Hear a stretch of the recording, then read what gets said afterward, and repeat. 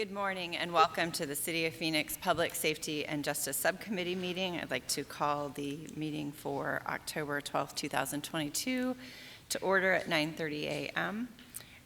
We are going to go to our City Attorney, David Benton, for directions regarding call to the public. Thank you, Madam Chair. During citizen comment, members of the public may address subcommittee for up to 3 minutes on issues of interest or concern to them. The Arizona open meeting law permits subcommittee members to listen to those comments, but prohibits members from discussing or acting on those matters presented. Thank you, Madam Chair. Thank you. And do we have any members for call to the public? Madam Chair, we do not. Thank you so much. So we'll go to agenda item 1. Do I have a motion to approve the minutes? Move to approve. Second. I have a motion and a second. All those in favor of approving the minutes, please say aye. Aye. Aye. Aye. Any opposed, say nay. Hearing none, the motion passes unanimously. We'll go on to item 2, which is for information and discussion, the fire department call volume, response time, and staffing. And for that item, we have with us Chief Duran. Please go ahead, sir. Good morning, Madam Chair and members of the subcommittee. Thank you for having us here this morning. At your request and the request of the subcommittee, we are grateful to be here to talk about a few topics which are significant priority within our department. Today's presentation will include an overview of our increasing call volume, response times, and how this has a direct correlation to some of our recent staffing and leave challenges. We will also talk about some of our future recruitment and hiring projections, which we anticipate will cover our attrition rates over the next couple of years. Presenting on these topics this morning will be Assistant Chief Tim Kreis, who oversees our South Operations Divisions, which includes daily operations staffing, personnel assignments, and leave management. I also have Assistant Chief Tim Gamage, who oversees our Human Resource Division, which includes our firefighter recruitment and hiring processes. With that, I would like to turn it over to Chief Kreis to start the first portion of our presentation. Thank you, Chief Duran. Chairwoman O'Brien, members of the subcommittee, again, I'm Tim Kreis, and I'm going to talk about staffing, activity levels, and call volume. So why is time important? Well, time is everything in emergency service delivery. We know that it only takes a few minutes from an object in a room to ignite, that fire is going to spread in a phenomenon known as flashover. When flashover occurs, all of the folks inside of that building are endangered, and the building is endangered as well. Time is also important in the delivery of emergency medical services, as we know that it only takes about 4 to 6 minutes for a person to be without an effective heartbeat or not breathing before brain damage and death can set in. When we talk about response times, the factors in managing response times are really pretty simple, and they are fire station locations and activity levels. And if you look at the map on your screen, you can see all of the Phoenix fire stations with a couple that we are planning on and looking forward towards. And this map represents all of the places within the city of Phoenix that we can get to a customer within the national standard response time of 5 minutes or less 90% of the time. And I want to highlight a couple of areas for you. Is one of the places that we have a gap that we need to fill is Station 62, and that is in southwest Phoenix, and you can see it on the map down in that left-hand corner there. Also Station 74 in southwest Ahwatukee, and Station 51 in North Phoenix, where the Taiwan Semiconductor plant is currently under construction. Station 62 is already in the process of being built and staffed for us, so that's very good. The other stations, 51, 74, those are part of and moving forward through the bond process, and we're hopeful that those stations get funded. As it relates to activity levels, I want to speak a little bit about how important they are from a response time perspective. So what is our greatest challenge today? Our greatest challenge today is response times. As I said earlier, the national standard for response times is 5 minutes or less 90% of the time. As it stands today, we're approaching 9 minutes in our response times, and we're able to achieve the national standard about 50% of the time. We talked about the travel times, and I'm going to explain why response times are so important and activity levels are directly connected to them. So from 2010 to 2020, the City of Phoenix added about 300,000 residents. And if you take a look at this graph, you can see what's happening with activity levels from 2014 to 2022. And they are on a very, very rapid increase. We're forecasting running 242,000 calls for 2022. When we take a look at activity levels specific to their impact on response time, this particular chart helps us sort of classify activity levels and their impact. And we know that for fire companies or units that run more than 4,000 calls per year, you're going to have overlapping calls in primary response areas. So when that occurs, you have a simultaneous call in one specific first due area. That necessitates the closest, most appropriate fire company to run that call in their place because they're out of service. Very high activity levels are those fire companies that run between about 3,000 and 4,000 calls a year. And in that environment, we can expect simultaneous calls as well, forcing other companies to respond into cover because the other company is out of service. And that typically happens during peak demand periods, but it also happens off peak demand. I just want to show a more specific example of how activity levels impact response times. What you're looking at here is Fire Station 7. Fire Station 7 is the busiest station in the city of Phoenix, and they ran between September 1st and August 31st to 2022. They ran 5,894 calls for service in that 12-month period. That puts Engine 7 well above the threshold of extremely high activity levels, and I'll explain how that impacts response times. When you look at the map on your screen, what you're seeing is the primary response area for Station 7's first due. This is all the places that they can get to their customers who call 911 within the established response time standard associated with travel time, in other words, getting from the station to the caller. And here's where all their almost 6,000 calls occurred on the map.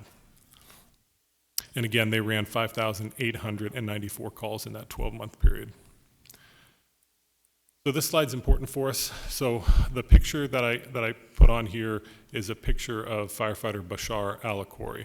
And Bashar was working at Station 60. They had a significant fire. It was an apartment fire. Bashar was able to get one of our highest awards and honors in the fire department because he rescued 2 people. We were fortunate that the companies at Station 60 were in service. Their response time was very good. When they arrived at this fire in the middle of the night, Bashar, as he's getting off the fire truck and getting things set up, they could see the fire. He heard some folks screaming, was able to put a ladder up in a very decisive sort of way, and he rescued a child and an adult out of that fire. Not everybody in that fire incident lived, but Bashar got our highest award for it. And the reason that I'm showing that is I want to now shift back to Station 7's first due. So again, this is that similar map, but this indicates the calls that Engine 7 missed during that same 12-month period that I discussed before. And they missed 699 calls, and here's the fire companies that ran them. So Engine 960 ran almost 200 calls into Station 7's primary area. Engine 910 ran 188. And you can see the response times of about 10 minutes when we're sending those second due companies in. That's driving up our response times. The reason that one is important is you're probably wondering where we stand and how many other fire companies are in that same category as Engine 7. And in 2020, we ran these numbers, and we had 17 fire companies that were running over 4,000 calls a year in that extreme high activity level category. And that number today is 32. Fire companies that are running over 3,000 calls, 3,000 to 4,000 calls in 2020, that was 40, and today that's 45. Taking a look at operations division staffing, this provides us a pretty good snapshot of what's going on, and this is indicative of our total absence rate, and that's annually. So our absent rate is driven by folks, we know firefighters take vacation, we know they get sick and they call in sick, we know that they get injured, sometimes they get seriously injured, and God forbid that happens, and sometimes they get cancer. But the trajectory for our absences and our activity levels are totally linked. And at the end of the day, our firefighters are just exhausted. They're running a whole lot of calls out there, and they're just getting worn out. We have seen a significant increase in unscheduled leave usage coming out of COVID, with about a 15% increase there. And our forecast for total absences in 2022 is going to be 52,000. How do we manage staffing? Well, we have a daily staffing plan that our staffing team executes every day for us. And the first step in that plan is to utilize the folks that we have to make sure we have minimum staffing in all of our apparatus and service. When we don't have enough folks to work, we utilize our constant staffing process. If we don't have enough folks signed up for constant staffing, we go to our continuity of operations plan. Our continuity of operations plan is sort of a new plan. It was built and turned on in January of 2022, and we refer to it as the Emergency Reserve Program. It is essentially mandatory overtime. It is mandatory overtime. Since we've put that program in place, we've activated it almost 60 times at this point, impacting over 3,000 members who are coming back to work. We were very, very happy that we were recently able to put an incentive program on that to compensate our firefighters for participating in that program, because they've done an amazing job responding to the needs of the fire department. We also have a Brownout Plan, which balances, when we don't have enough staffing, what units we're going to keep in service and what units that we can have to unfortunately put out of service. And at this time, a couple MRs we're working to get into service, but at the end of the day, we're in a bit of a pickle here. This situation with activity levels and staffing, it's not sustainable for us, and we know that the city is continuing to grow. And that's a high priority for us. One thing that has been and is going to be very helpful is the SAFER grant. So the city was just awarded 32 positions through a federal SAFER grant. That will help us with our relief rate and increasing that staffing ability to keep our units in service and take a little bit of the burden off our firefighters. Another important factor for us in staffing is we know that we need 410 medics, paramedics that is, by 2025. And the fire department has a 5-year plan to address that paramedic need, and we are working through that plan right now to get those paramedics trained. We also put in service, and we're very proud of this, a paramedic hiring incentive that is intended to, hopefully attract folks who are already paramedics to want to join the Phoenix Fire Department.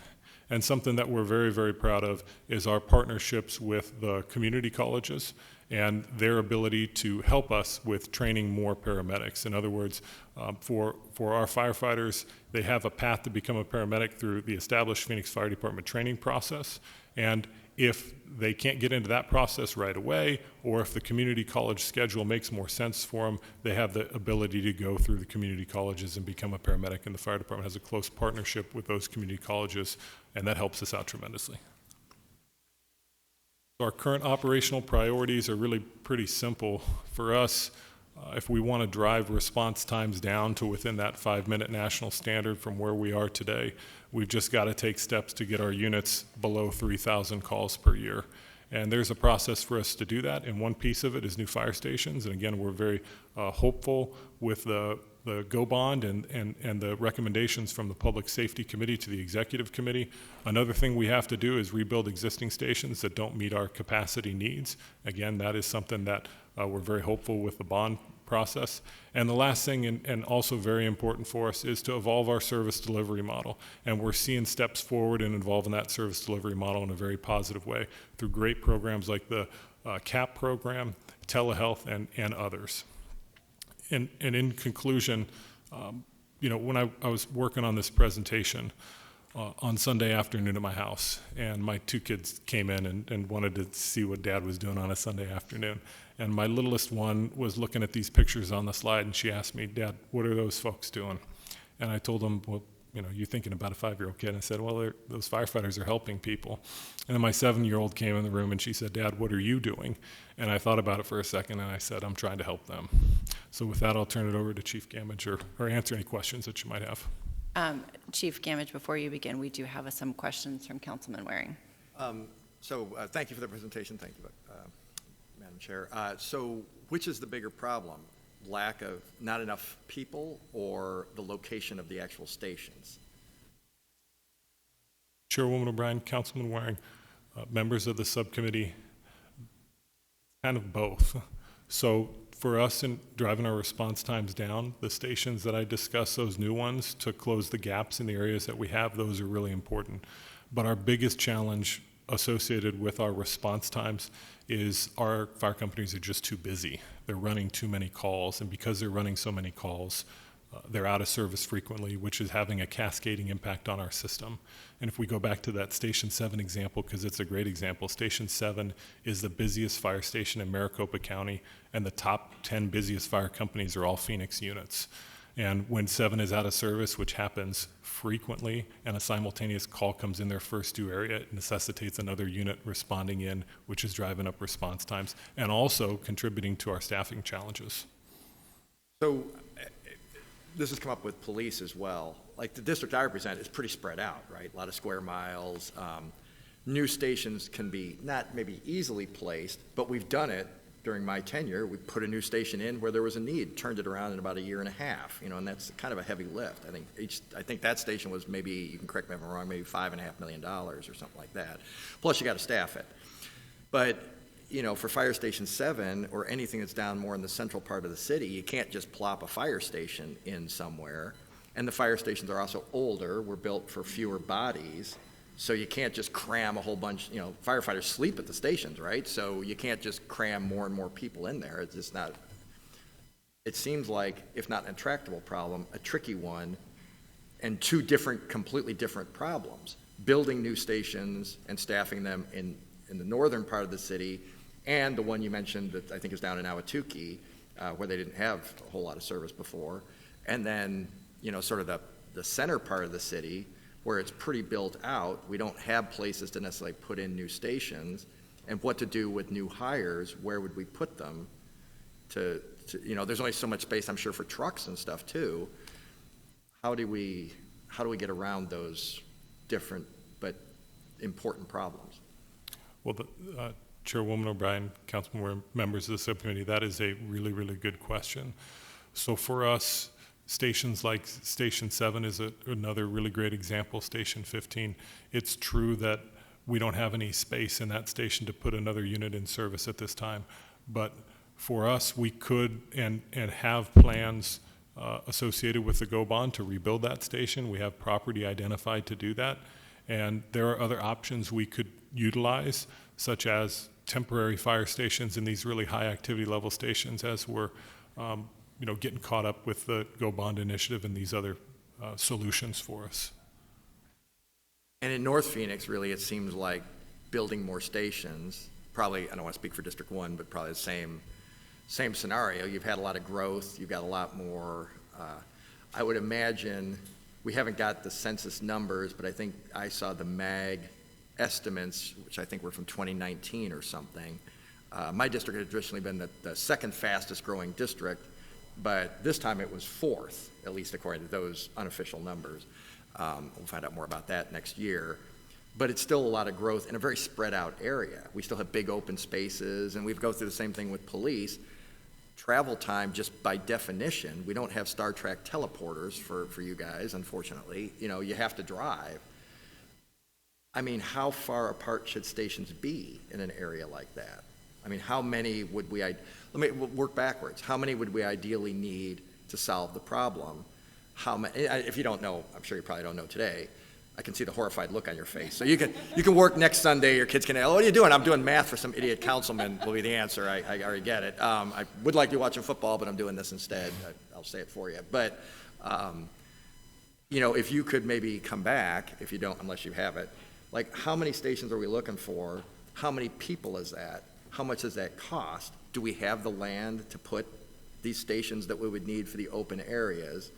Because it sounded like, from your answer, I'm trying to put words in your mouth, you had a little bit firmer grip on like Station 7 and like we have some spots and, you know, what we do down there. But, you know, you can't change the land mass that is Districts 1 and 2 that are more spread out. And that's just gonna, you know, a 5-minute drive is a 5-minute drive. There's nothing you really can do about that except put in a new station. Having extra people at something that's 10 minutes away from the emergency, it's still 10 minutes. So if that's something you could think about, unless you've got an answer now, if you do, I'll be impressed, but. Chairwoman O'Brien, Councilman Waring, Councilman Garcia, members of the subcommittee, I know Councilwoman Ansari is on the line here. It is a long answer, but we do have a prioritization plan that would address our response times in these really high activity level areas. In Station 7, I do have a good grip on Station 7, but I also have a good grip on the other 32 fire stations that are in the same category as Station 7. And you mentioned the bonds. When that package is presented to us, I would certainly hope that you would be able to say with certainty, this is going to address the problem, not just today's problem, but the problem for 15 years from now. The projections are we're going to keep growing. There's been a lot of discussion about whether we should and so forth, but we can't stop people from coming here. That's something I get when why are we letting people move here? That ain't up to me. So it's, people are going to move here, and they're either going to pay a lot more for existing housing, or there's going to be more housing built to accommodate. One of those two is going to happen, but it's going to happen. So I would certainly hope that that would be a forward thinking. I'm sure it probably is, but I definitely want to have that explained kind of in detail. It might be worth a whole extra meeting or something to sort of explain here's where the money comes from, here's what we're talking about, here's how it solves the problem for our best estimates, understanding that sometimes these estimates are not 100% accurate, because if you knew everything that was going to happen, you'd go to Vegas and wouldn't be sitting here talking to us. I think Chief Duran would like to add something okay. to your Sure. question. Madam Chair, Councilman Larry, members of the subcommittee, those are great points, and it's a lot of consideration, a lot of discussion. A lot of this is partnering with our city departments and working with them on the plans for the future of where the growth is happening, and we are currently doing that as well with planning and development, community and economic development, and we meet with them regularly. We also have a 20-year fire station plan that we've put in place now, we call our strategic plan for fire stations, and Chief Walker keeps that up to date for us regularly so that it looks at response times and where we are able to get to the locations of the community that we know are expanding. Fire Station 62 being one of those, your fire station 55 that was put in place there, as well as some other areas. We know that future growth is coming, TSMC in that area up there. So we do have those. We're also working on a prioritization plan for us for operational resources, which is what Chief Christ just mentioned. And those are for areas where we're trying to infill some of those high volume call volume areas. So we have several plans we're looking at right now to currently, hopefully, we can alleviate some of this, as well as looking at balancing additional what he talked about as evolution and really looking at the future of service to the community. And what I mean by that is some of the community assistance program and addressing some of the mental and behavioral health concerns that we're seeing out there in the community and providing the right resources to the community when they call 911. There may be times where a fire truck may not be the right resource to send out. So we're looking at that as well. Our telehealth program, we're looking to hopefully divert some of these 911 calls to medical providers that can do virtual consultations with our community members, which would be better suited for them. Obviously, it helps saves costs for them, as well as inundate our emergency rooms with patients that may not necessarily need to go to the emergency room. So a lot of this has a lot of discussion out there. We're working with some of our healthcare providers as well to talk about some of these solutions. We did visit San Antonio several weeks back. They've got a mobile integrated health program out there with a mobile unit that goes out and does consultations and does follow-up. So something we're definitely interesting. So a lot of this is balancing the call volume with more resources, but also looking at evolving into new types of resources to better serve our community. I hope that does help. I had a couple comments about that. So Station 55, if I remember right, that was turned around in about a year and a half, but you had firefighters stationing out of, I think it was an old hotel, within a couple weeks. I think that was a citizen-generated thing. I think people wrote me and said, hey, there were a handful of people who said, we heard about this response time thing, so we brought that to you. And I think for that whole, I don't know what the ongoing costs were, but I think the whole station, which is beautiful if you've ever been there, I think it was before your time, Ann, but I think Thelda was mayor then. I mean, it's a spectacular, facility that looked like it was built out to house enough firefighters to take care of that area, not just now, for the foreseeable future. It's big. It's much bigger than the ones you see more down by my house or more in Central Phoenix. So that was good, and it was a pretty quick turnaround.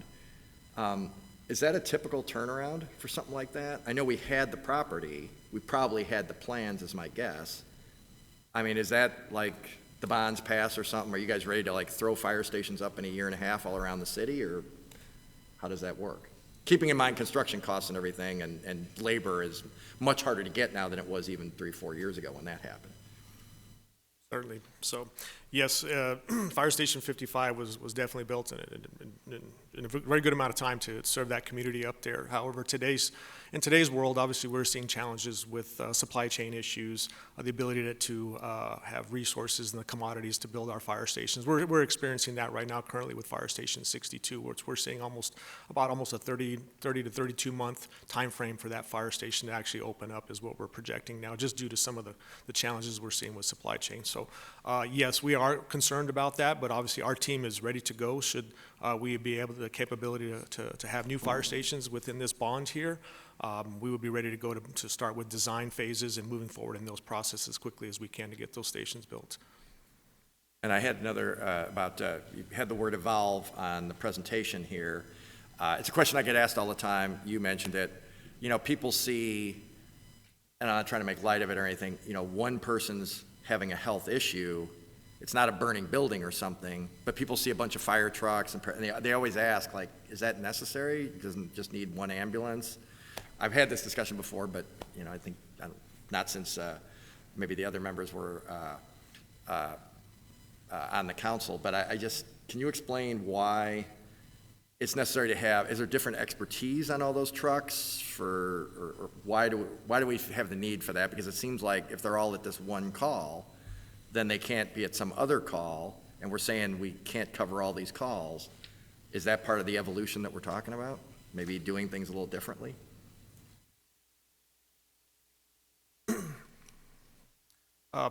Madam Chair, Councilwoman Waring, and members of the subcommittee.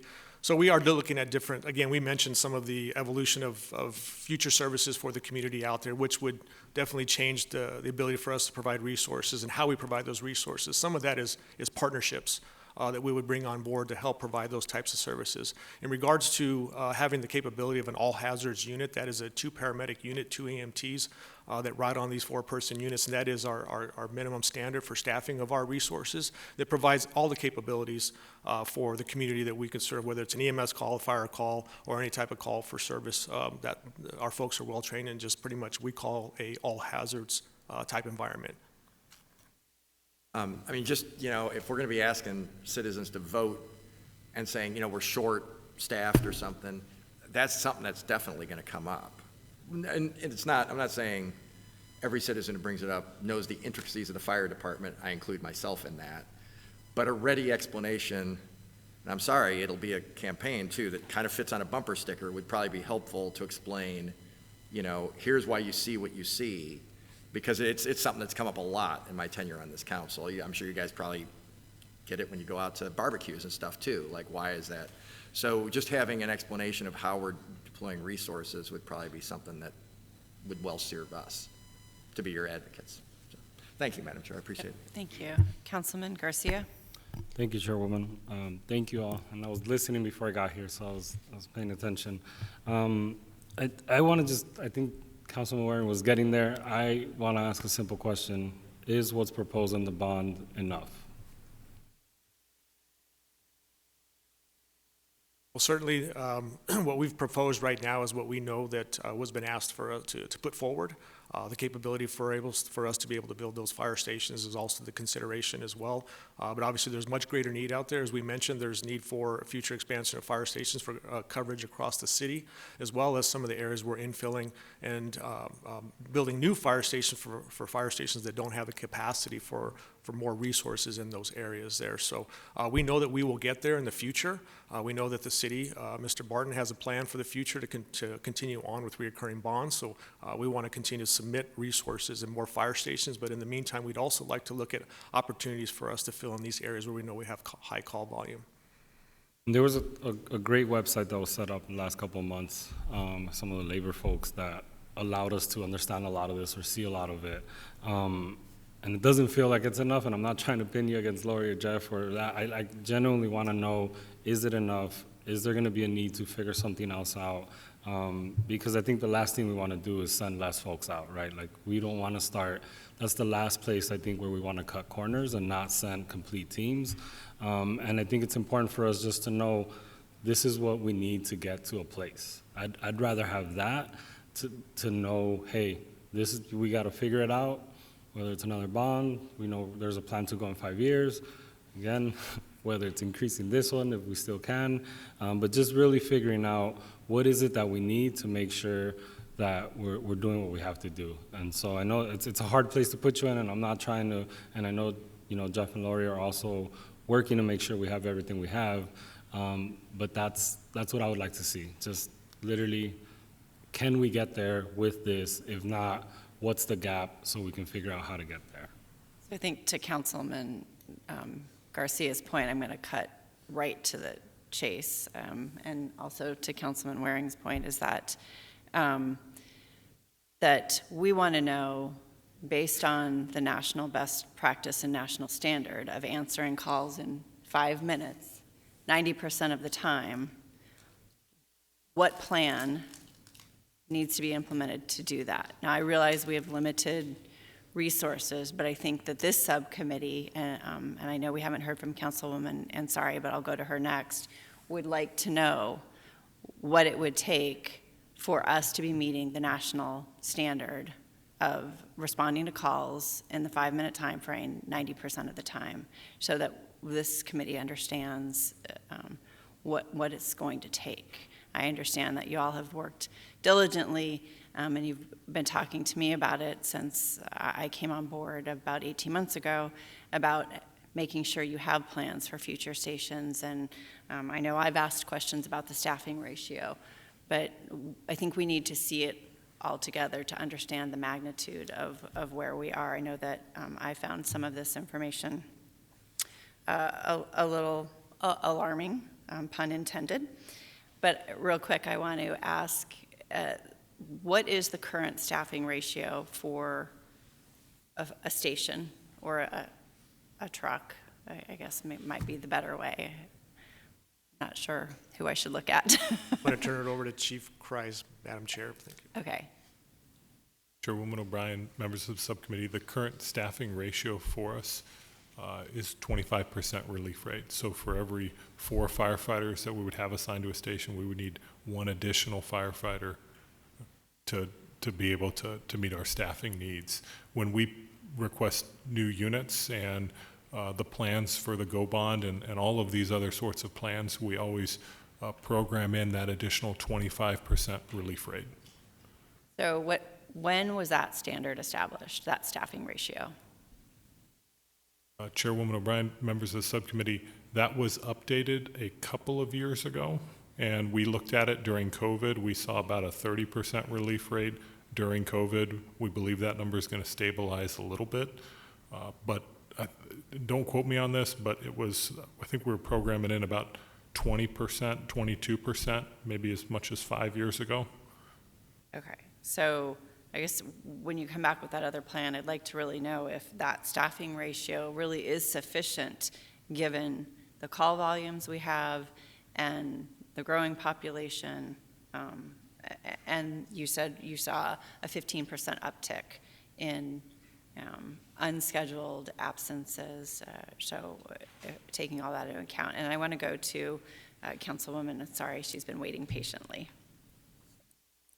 Thank you, Chairwoman, and thank you so much, everyone. I think we're still mid-presentation, but I just wanted to first echo everything that my colleagues have said. I think it is also absolutely my priority to make sure that we are meeting national best standards, reducing our response times, and I agree. I think the Phoenix Fire Crisis website was incredibly helpful, data-driven, and really compelling to show us, where we're headed, and that's not acceptable. I know we've had, we're obviously hearing a lot about the fire stations, building new ones and replacing them, as well as staffing. I also am curious about just, I don't know what to call it, like just the vehicles themselves, fire trucks, ambulances. I understand from spending quite some time with the labor folks as well that there's just a need for more of those, and potentially there could be a plan, where we would maybe do like a mid-year ad or something where we'd look at adding a new fire truck and a new ambulance every year for the next 10 years. That's just a hypothetical, but I'm wondering if that proposal already exists anywhere and what you think might be needed in that regard. So we're addressing every angle of the issue. I also, I know with so many different challenges in our city, it's also been very slow to build these. And what can we do to address that? In my district, the Estrella Village has been anxiously awaiting the build out of Fire Station 62. And like everything else, it continues to get a little bit postponed. And I think that is concerning as well. So wondering what we can do to expedite and really prioritize the build out and renovation of our fire stations.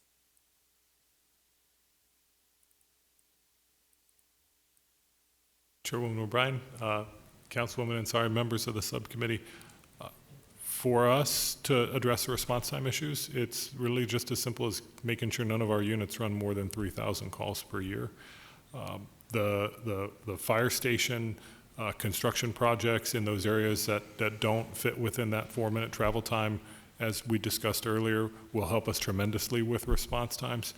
But to your point, Councilwoman Ansari, putting supplemental units into service in those areas that we know are extremely high activity levels will drive response times down in a cascading manner equal to how quickly they're going up.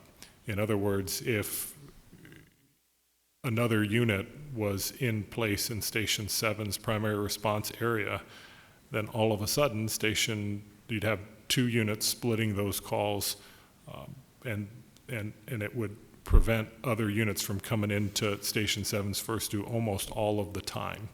And it's those same similar solutions in those other high activity level areas that will drive response times down. Thank you. Can you clarify just for awareness what you mean by units? I assume you mean fire trucks? Chairwoman O'Brien, Councilwoman Ansari, members of the subcommittee, that is correct. So for us, Okay. that's all hazards fire companies that are ALS that are able to provide the services that Chief Duran described. But in addition to that, it's supplemental and additional ambulances for transporting our patients. Right now, the fire department is right where we need to be in terms of our ability to achieve our certificate of need and get our ambulances to calls to transport patients in 10 minutes or less 90% of the time. But the trend line for those is going up too, so we would need more ambulances as well. Okay. Well, that's helpful. I think, like my colleagues mentioned, I think if, at the next presentation or if we can move forward, I don't know if there's going to be a motion of any sort, but if we could have a more clear proposal of exactly what you need in addition to what's being proposed in the bond, that would be incredibly helpful. And I think I just want to also commend all of you and really Chief Walker or Chief Duran, when you mentioned that you've traveled to San Antonio and looking at best practices and, just the additional investments we're making in CAP and our telehealth program, et cetera. It's really, really, really appreciated. I think just the focus on making sure we're providing the best possible care when many of these calls are health related and truly are life or death. It means a lot. So thank you for that. And looking forward, I hope we can see a very clear ask maybe at our, an upcoming subcommittee meeting so that we can move forward before, even the bond in and of itself. We know that process will not really take off until after hopefully voters approve the package in November 2023. So I think we need to move much quicker than that. Thank you. Thank you, Councilwoman Ansari. You talked about, Chief Christ, the 5-year plan for our 410 paramedics. Did that start in 2020? Because you said we need them by 2025, but we have a 5-year plan. So I just want to know where we are in our 5-year plan. Chairwoman O'Brien, members of the subcommittee, we have had a plan for training paramedics and meeting our needs for a very, very long time. We've been doing a very good job at it. It's recently that we really increased our efforts just forecasting that need by 2025. But we've always had a plan for training paramedics. We've strengthened our partnerships with the community colleges. We brought in that hiring incentive to help folks get in. So that plan is a living document, and we call it a 5-year plan, but it's going to live. It's lived 5 years before that, and it'll live forever. So then are we on target with the plan you have in place to have 410 paramedics by 2025? Chairwoman O'Brien, members of the subcommittee, yes, we are on target to meet that objective. we believe that we will meet that objective, yes. Okay, wonderful. Councilman Waring? Battlefield promotion, that's nice, There you thank go. you. So one thing that did occur to me about evolution, and you're right, we already talked about this a little bit, I gotta believe all the technology that's available now that wasn't around 20 years ago has gotta make a huge difference. The GPS, I mean, if anybody's ever been to the call center, you guys probably have, I have, most citizens probably haven't. It's kind of an amazing operation with stuff flying around really quick to get, you know, even if you're on the like I live more over by the Scottsdale border, you know, if somebody's having a heart attack on the Phoenix side, they send a truck if that's closest, and vice versa. I kind of assume all that wasn't really even possible 25 years ago when, forgive me, some of your career started. It's got to be a just different thing. That's got to help reduce the response times. Do you know by how much? And what technologies do we have coming forward that might help that further? Madam Chair, Councilman Waring, members of the subcommittee, so that is correct. Technology is obviously advancing very quickly, especially in the fire service and what we're seeing in today's world. One of what you all approved for us was the electronic patient tracking, which was very significant for us. And it's been in place now for about a year and a half, almost a little over a year and a half now. And that is really now truly providing us data as to the types of calls for service that we're seeing on a regular basis now, which we can have at our hands within within seconds. We can look up that type of information and look at certain types of call volume and where we're seeing those trends, even throughout the city, in certain parts of the city. So the types of calls that certain units are going on. And what that also provides for us is to allow for better training for our community and what we're seeing out there today as far as the technology, the advancement of medicine and things and so forth. So yes, technology is definitely for us has been a tool for us that we look at through our GIS. We definitely look at how the placement of our resources, the placement of fire stations. We've utilized technology in those areas as well. So to name a few. My frame of reference with this, and I am far from the technology person, but I do respect the math. I remember talking to two different police chiefs who started in the 80s, and they said, you know, if you committed a murder in the mid-80s, you had about a 65, 70% chance of getting away with it. With all the technology, the DNA, camera phones, all this stuff, they're like, now we're disappointed if we're not catching, 80% of those. So it's it was fascinating to me because it was just like a completely different thing. The whole situation had changed. The criminals were in the catbird seat in the 1980s, and that was not the case now. Am I unreasonable to expect as dramatic an improvement in fire? It just seems like, just me driving around the city, used to be folded maps or whatever. A GPS on your phone or in your car is kind of a dramatically different thing that makes it way better. I can't even imagine going back to the way it was. So I would really hope that you would come to us when new items become available. But I'd also kind of like to know, really, things are getting worse, I guess, but we've got dramatically better technology. Are we deploying it effectively? So some sort of report or analysis of that, because I just remember being shocked just talking with police about how their job had changed. I don't know why this would be that much different. You're talking about the statistics that you're getting in real time. I think they've been talking about that for a long time. That they know where the trouble spots are because they're getting that in real time. It doesn't seem like that should be that new of a thing for fire. So maybe a little bit of report, or you can come and brief me if the other guys are interested. Like, how are we using this? Are we sure we're using it to the best of our abilities? Would be something I'd be interested in. Maybe we could get a report sent out to the subcommittee, and then we can schedule individual briefings on technology and how that's made an improvement for the fire department.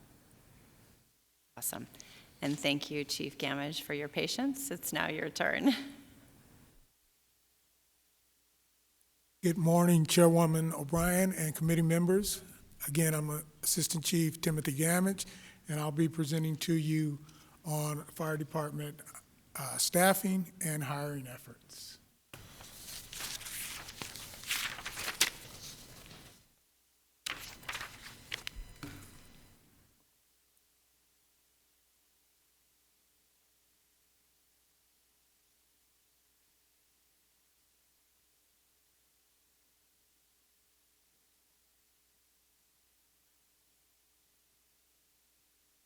As soon as I'm loaded up, I'll get started.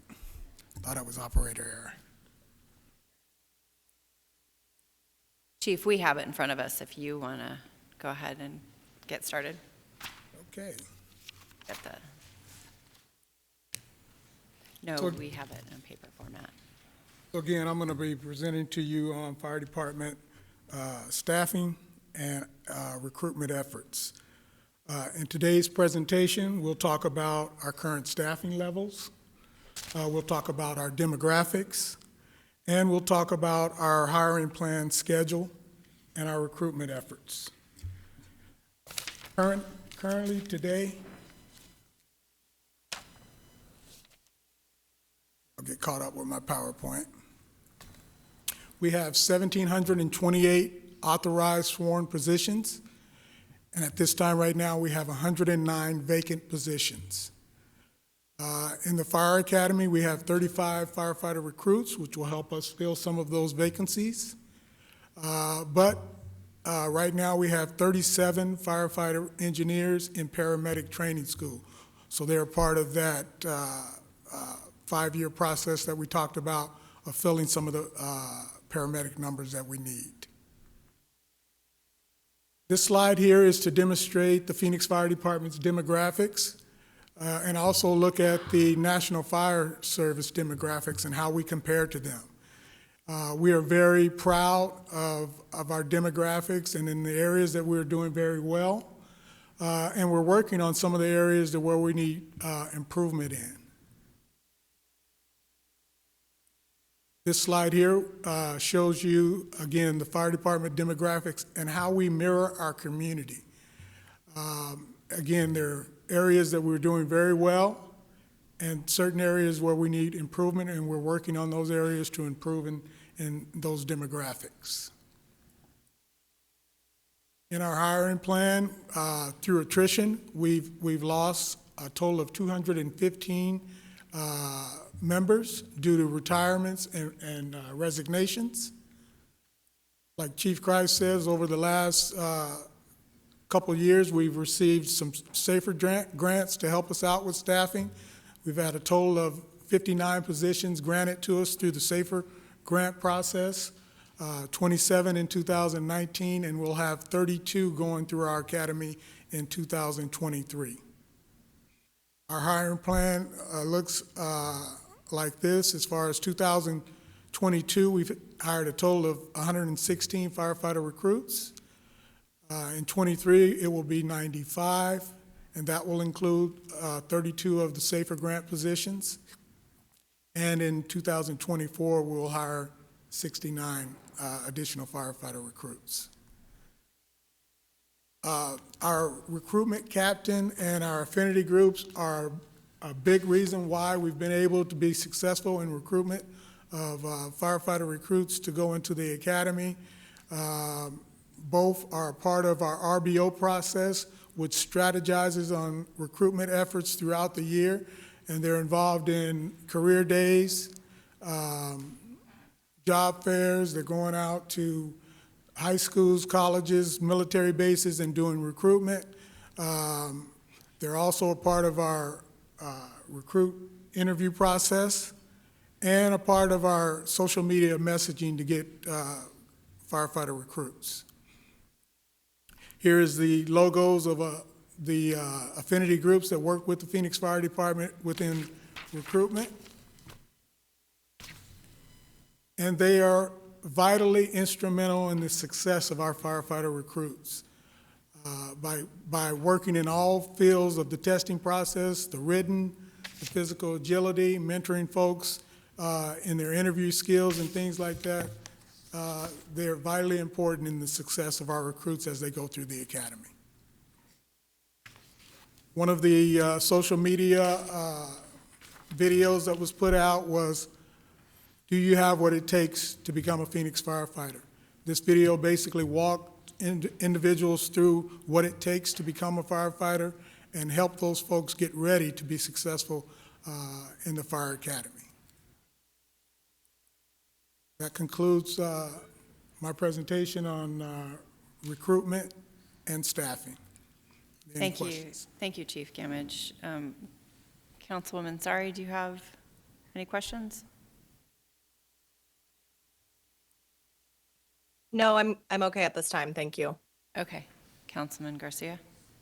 I have questions about salaries and how those compare to other, cities around the valley or the state. And also, have you had folks jump to other places like we've seen with other departments?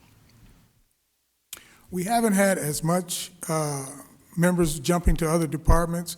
We do a study to see how we compare to other cities within our area, and we are very competitive, and we're one of the top paying fire departments in the area.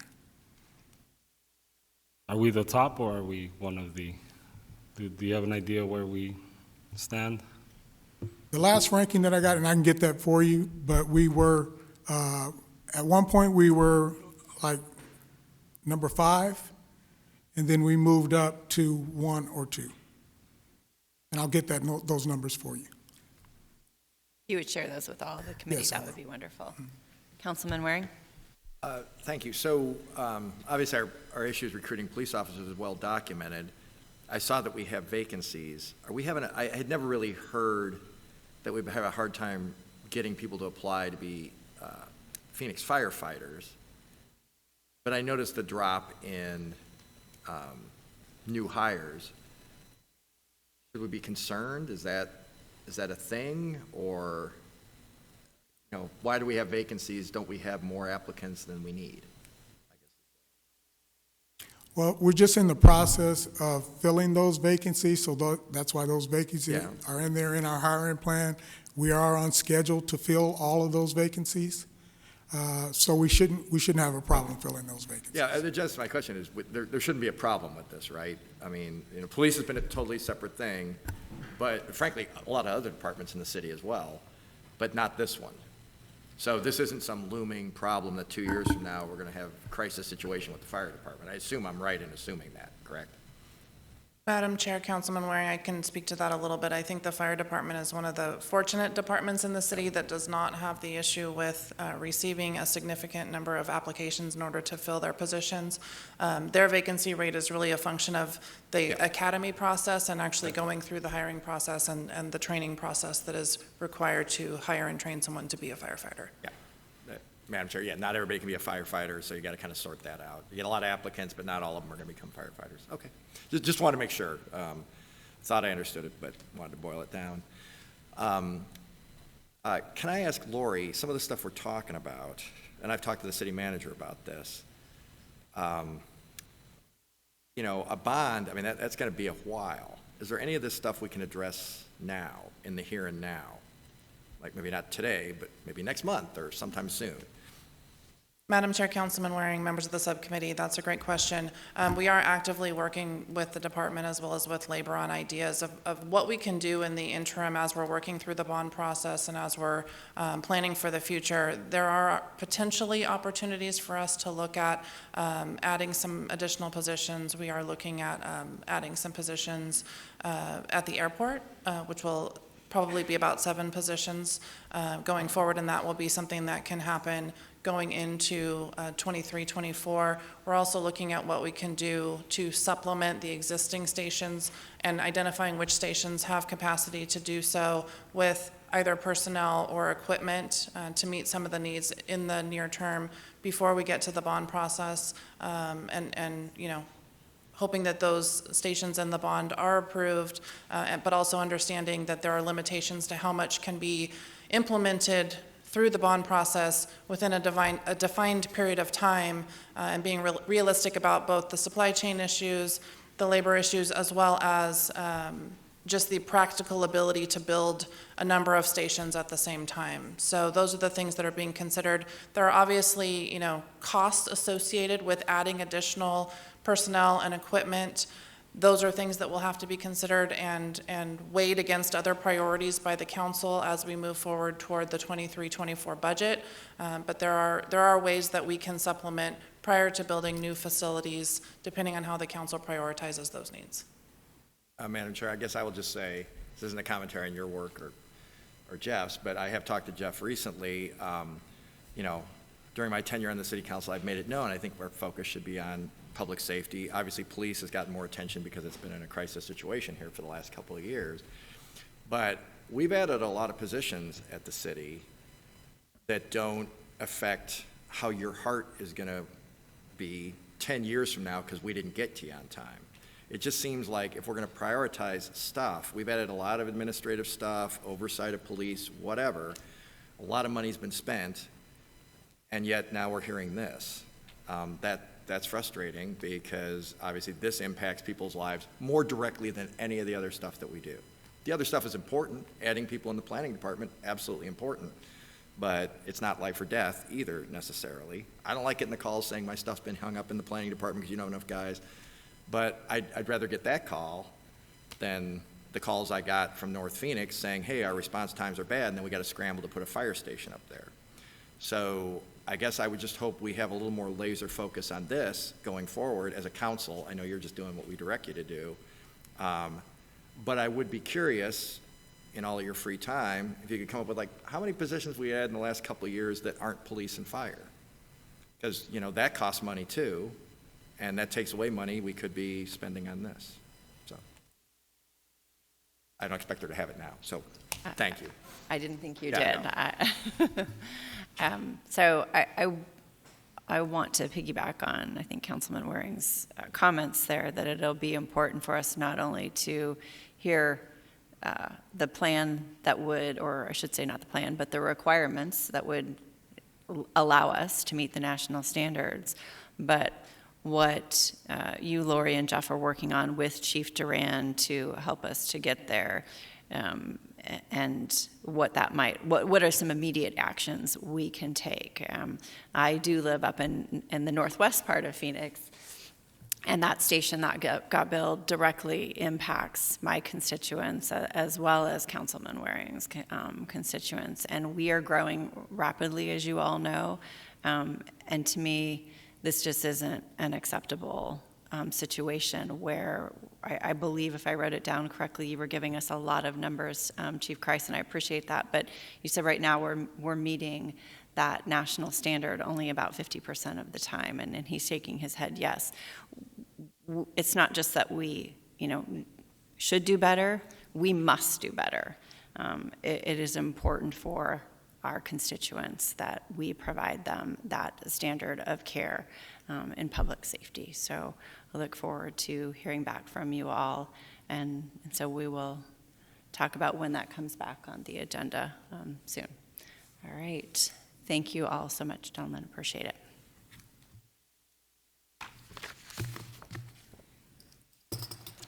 The next item on our agenda is our Phoenix Police Department hiring, recruitment, and attrition monthly report. And for that, we have with us Assistant Chief Brian Chapman.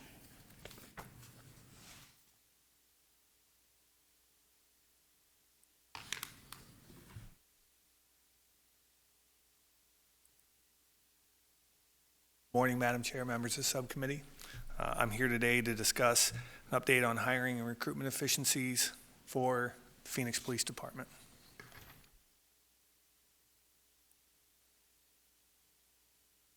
Notwithstanding the technical problems, I'm just going to go forward here. There we go. We're good to go now. All right. So you can see our total staffing currently is 2,593 sworn positions. We have 69 police recruits in the academy. We have 992 working in patrol, 29 officers in our field training program that will go straight to patrol squads upon completion of their training, and 107 transitional duty officers that are in various light duty assignments or military leave assignments in the department. In terms of retirements and resignation, this is an update from last month just to show you the tracking numbers for 2022. You can see these are updated through 9/27, and you'll see in a chart here in just a minute, the month of September, our hiring outpaced attrition for the first time in 2 years. So this is a continued positive sign that we are trending in the right direction, and I think we can all agree it's just not fast enough, but we are moving where we need to be. In terms of testing, we continue to see an increase in interest post the monetary assessment made by this council in terms of a market adjustment.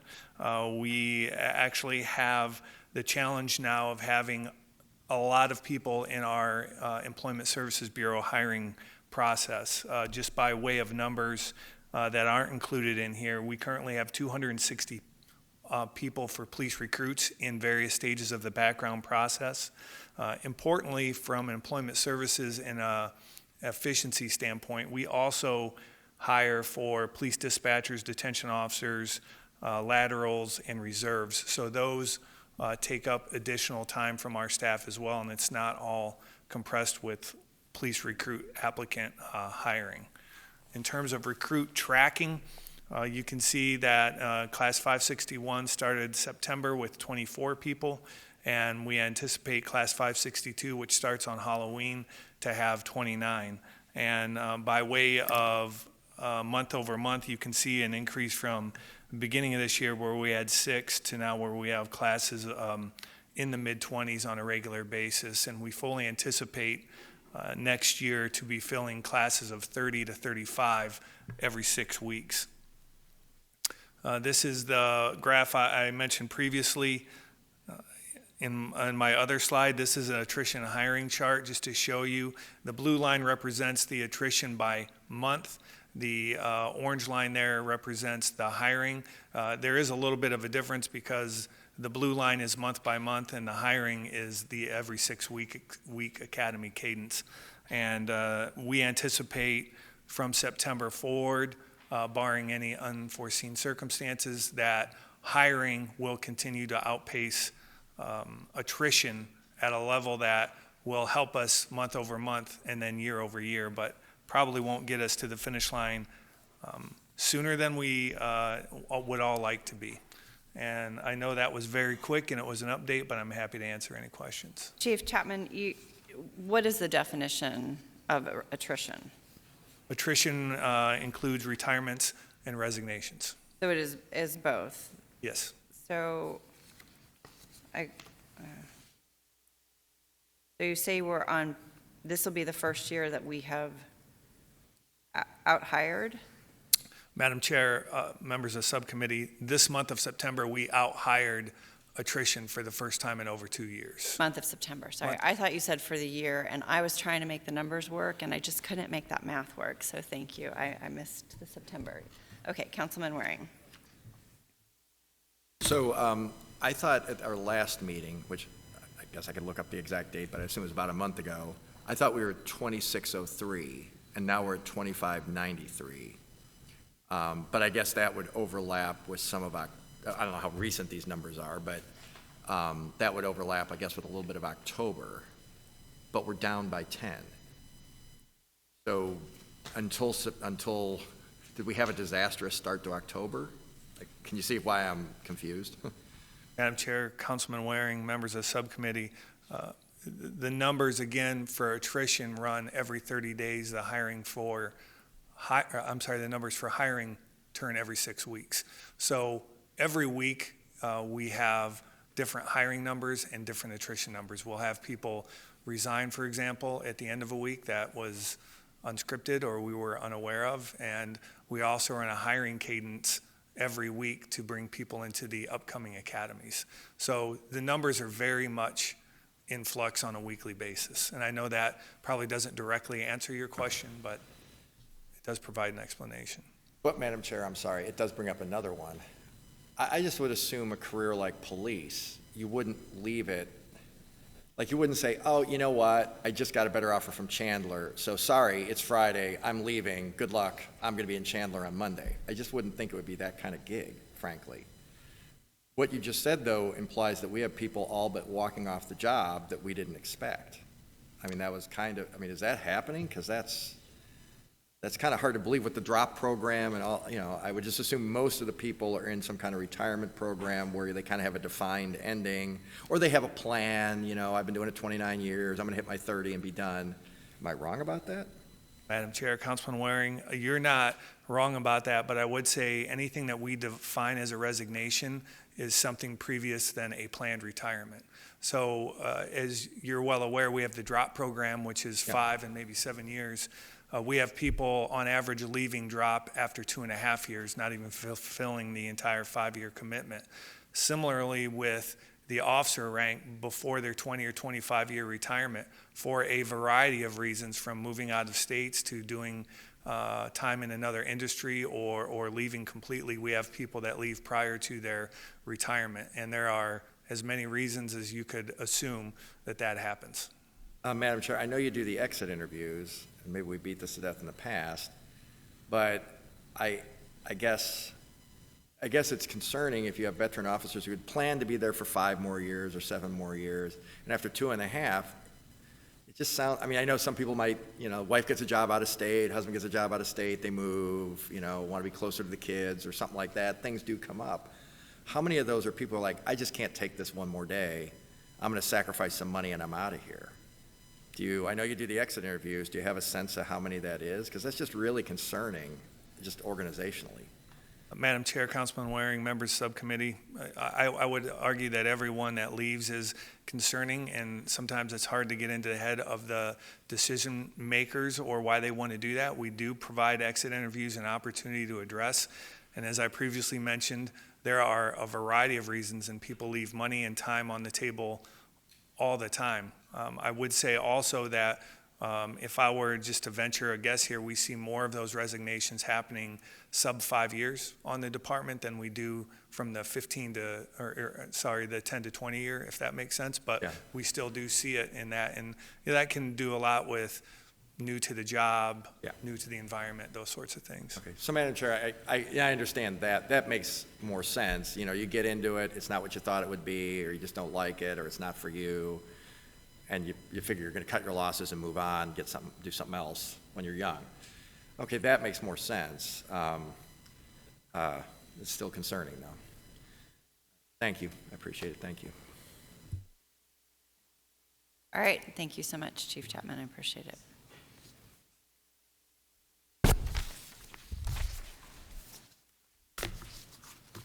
All right, our next item is the Summer Gun Violence Prevention Program update. And for this, we have Assistant Chief Vasquez and Commander Brewer.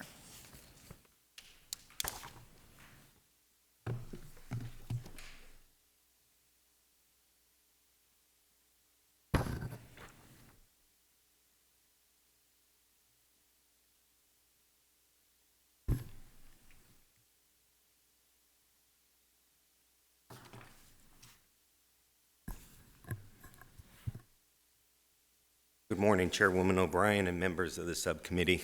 I'm Anthony Vasquez. I'm the Assistant Chief over our Investigations Division.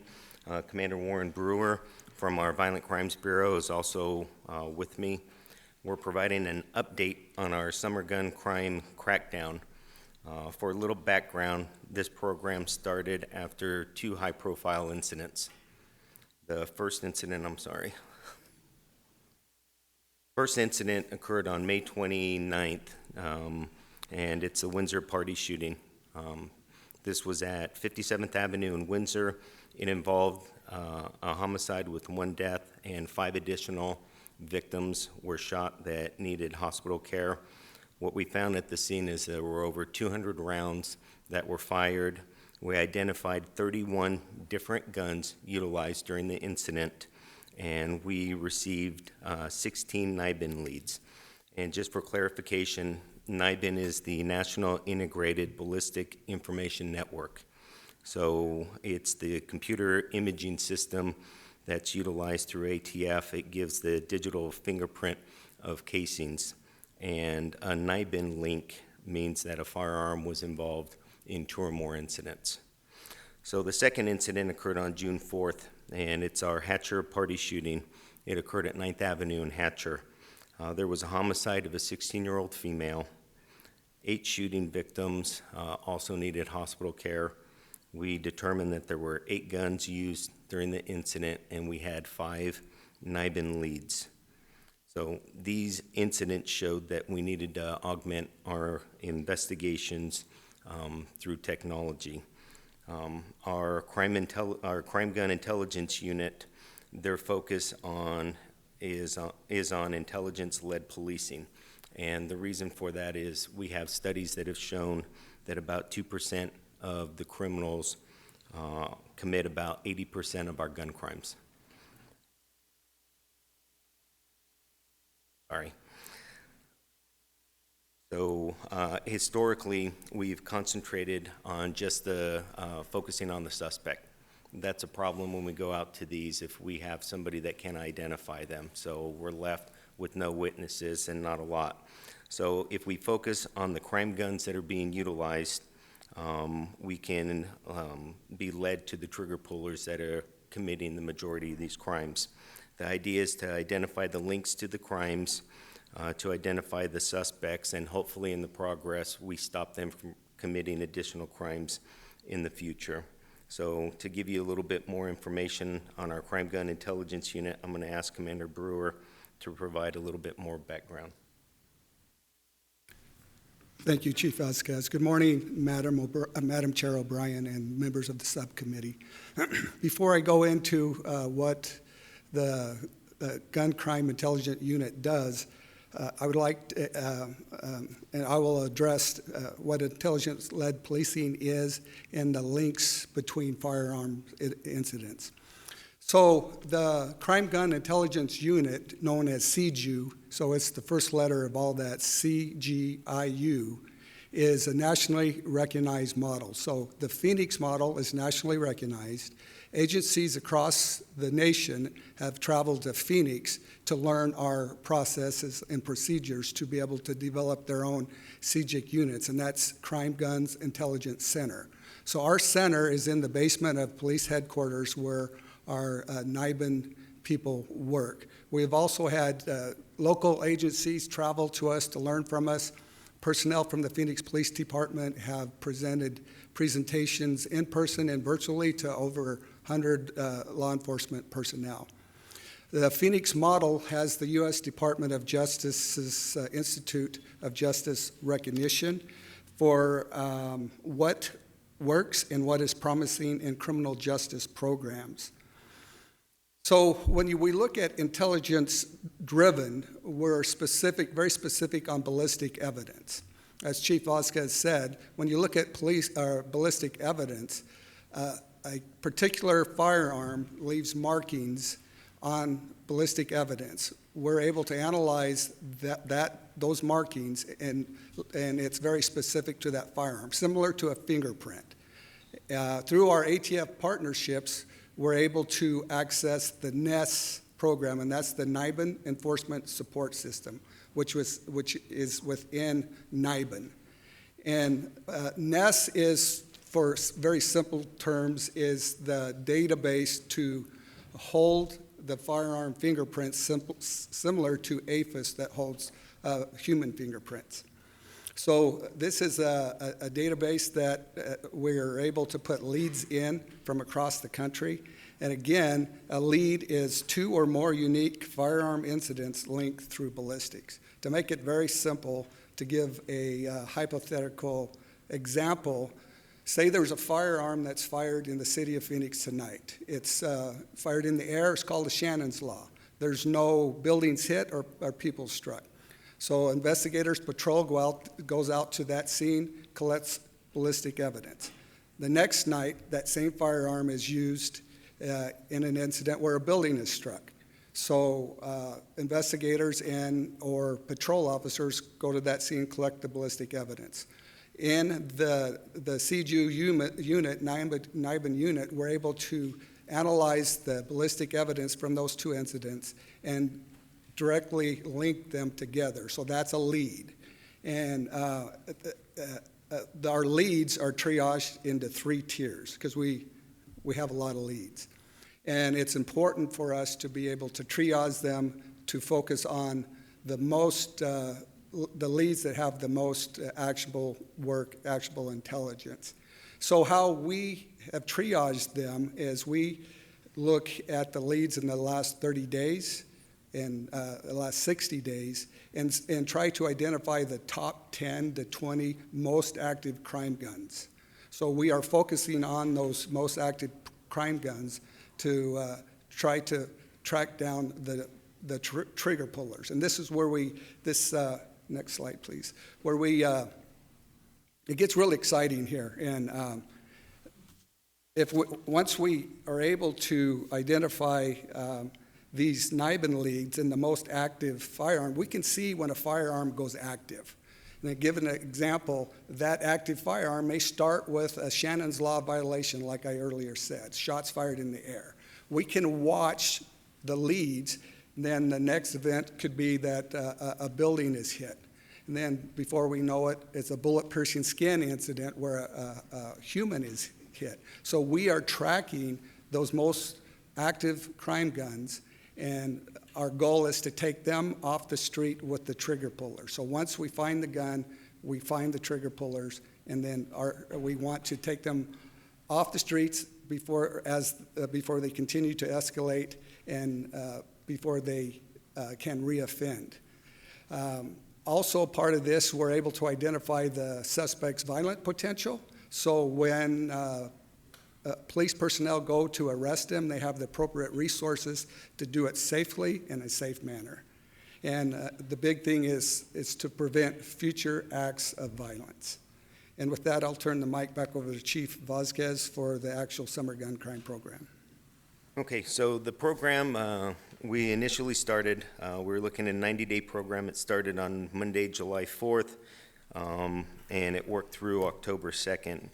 What we did is we assigned 10 detectives to the program.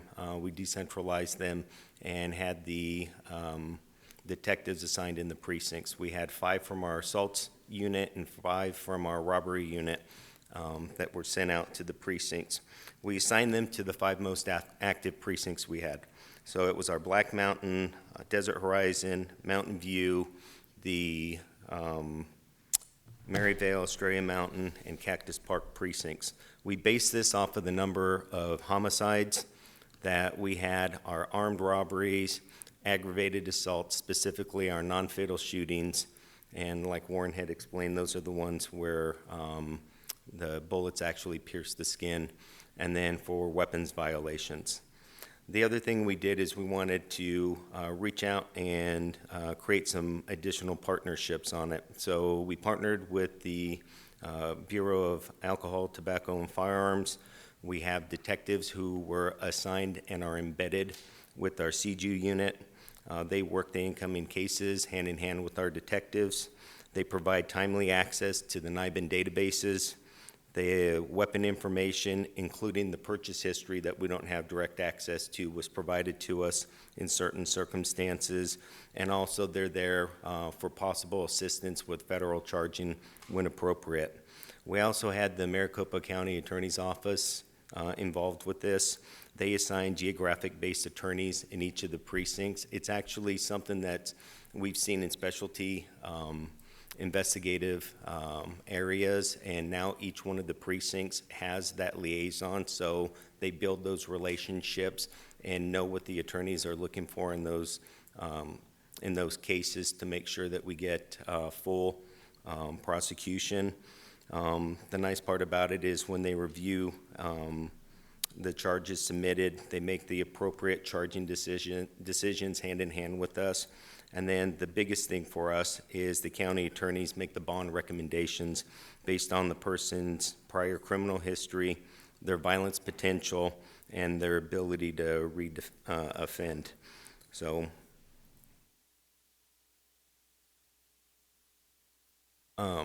one of the big things for us was the basis of this was to increase our engagement with our patrol and our net officers. We were looking for timely information sharing, and we do that through the use of our daily reports, our station entries, to where they identify those specific cases and hotspot locations to provide to the employees. The focus is on immediate follow-up to where we can identify and arrest the suspects before they can go out there and reoffend. So we're linking the suspects to additional crimes, also like Warren was talking about, through our NIBIN and our CGU unit. Our pilot program did show us that we needed to improve on our actionable intelligence for our gun-related crimes, which ties into everything that we're doing with CGU, and we'll have some recommendations on that. So for a little bit of what we saw out there, and this is just a snapshot of some of the things, really focusing on the crime guns. And crime guns don't include anything that was impounded as prisoner property, safekeeping, where they're found firearms, not linked to anything, or involved in order of protections. So our numbers actually look for citywide. The previous year during the same time period, we had 1,082 gun crimes that were impounded. We were up this year throughout the program in the 90 days to 1,181. Out of the 5 precincts where the focus was in 2021, we had 943 firearms that were seized, and this year we had 959. So we wanted to provide a little bit of comparison to other major cities on what they're doing to tackle the same things.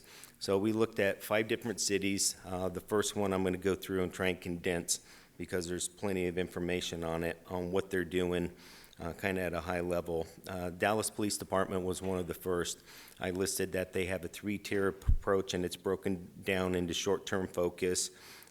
And to them, a short-term focus is hotspot policing, where they do microgrids or micro locations or grids. So they just show where the hottest spot is, and then they increase their patrols in those areas and focus their crime suppression in there. So their medium-term focus is what they call their place network investigations. So these are usually unguarded places that individuals use to facilitate the crimes. So abandoned businesses, things like that, vacant lots, and it would be those. And then their long-term focus, it's focused on deterrent of urban blight abatement. And what you're looking with those is usually cooperation with the other city departments through the work into abatement on those. And what they're really trying to do is just change the behavior in the area through a combination of deterrence, arrest, and then the community involvement. So the second department was the Baltimore Police Department. They utilize a CompStat model, and they do micro-zone deployments also, condensing everything into grids where they focus on those hot spots for their patrol deployments. They do have decentralized detectives in their districts. We call those the precincts. And then they also have a decentralized shooting teams that respond to non-fatal shootings just like we respond to our homicides. The Las Vegas Metro Police Department is a little bit different. They base a lot of their stuff off of the Real-Time Crime Center. They do a consistent layered technology. They use the shot spotters, their LPRs, the license plate readers, and a robust camera system to go over and track crimes. What they're famous for and what they can do is they track the crimes backwards. So wherever the incidents occur, even if they're trying to go forward, they use their camera systems because it's so widespread, and they can track all the way back to where they're leaving their neighborhoods in some cases to identify the suspects. The next two I'm going to kind of lump together, and those are the Denver and the Milwaukee Police Departments. They have centralized detectives and also centralized non-fatal shooting teams, and those are the same shooting teams that I was talking about that Baltimore utilizes, and I'll address just a little bit more. So our next steps. The first thing we want to do is we want to extend the gun program until December 1st. There's a couple reasons for it. But in the process of doing that, we want to continue building upon our relationships with the county attorney's office and also the ATF. Just something as a little win that we have seen is recently the county attorney made a policy change where they're enhancing prosecution of suspects who have previous gun crime convictions. So we think that's a win for us, where they're going to be a little bit more strict on focusing on those, and those are exactly the same people we're focusing on during this program. We want to transition to our non-fatal shooting teams, and through our BJA Public Safety Partnership and the PSP program that we're a part of, we actually had some subject matter experts that came out to the city about 6 to 7 weeks ago now to look at our non-fatal shootings, to give us national best practices on how we should be addressing those. So we're expecting the recommendations and the report to come back probably in the next 30 days.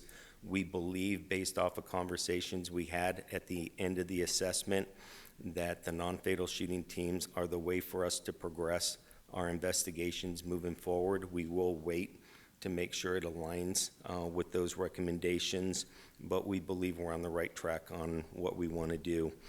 The other thing that it will allow us is our Patrol and Investigations Division. Since Chief Sullivan has taken the reins for the department, it'll give us the opportunity to develop a comprehensive crime reduction strategy. Something that we haven't used in a number of years is going back to the CompStat model, focusing and driving through statistics and the trends that are going on, and giving direction to our folks in investigations and in patrol to reducing the crimes. And it just gives us consistent strategies throughout all the precincts. And with that, we can take any questions that you have. Thank you. I know we have some questions from Councilwoman Ansari. Thank you so much. This was such a great presentation. I just want to firstly say that I'm hugely supportive of this program. I think gun violence is a public health epidemic. We know it's the #1 leading cause of death among children in the United States, which is devastating. And in particular, just really happy to see this program going so well. And I know that it has been serving District 7 residents, especially in the Maryvale Estrella precinct. We have some community leaders who are working really, really hard, but I know there's Block Watch leaders that are doing great work to try to reduce violence to the extent possible, but this additional help is very much needed. The question that I have recently been looking at some data from the top 10 largest cities in the United States. And while we're doing pretty well compared to some of the larger cities in terms of homicide rates, we clearly still have some room for improvement. For example, I noticed that for a city with their sizes and population, New York City and Los Angeles still have lower homicide rates than we do.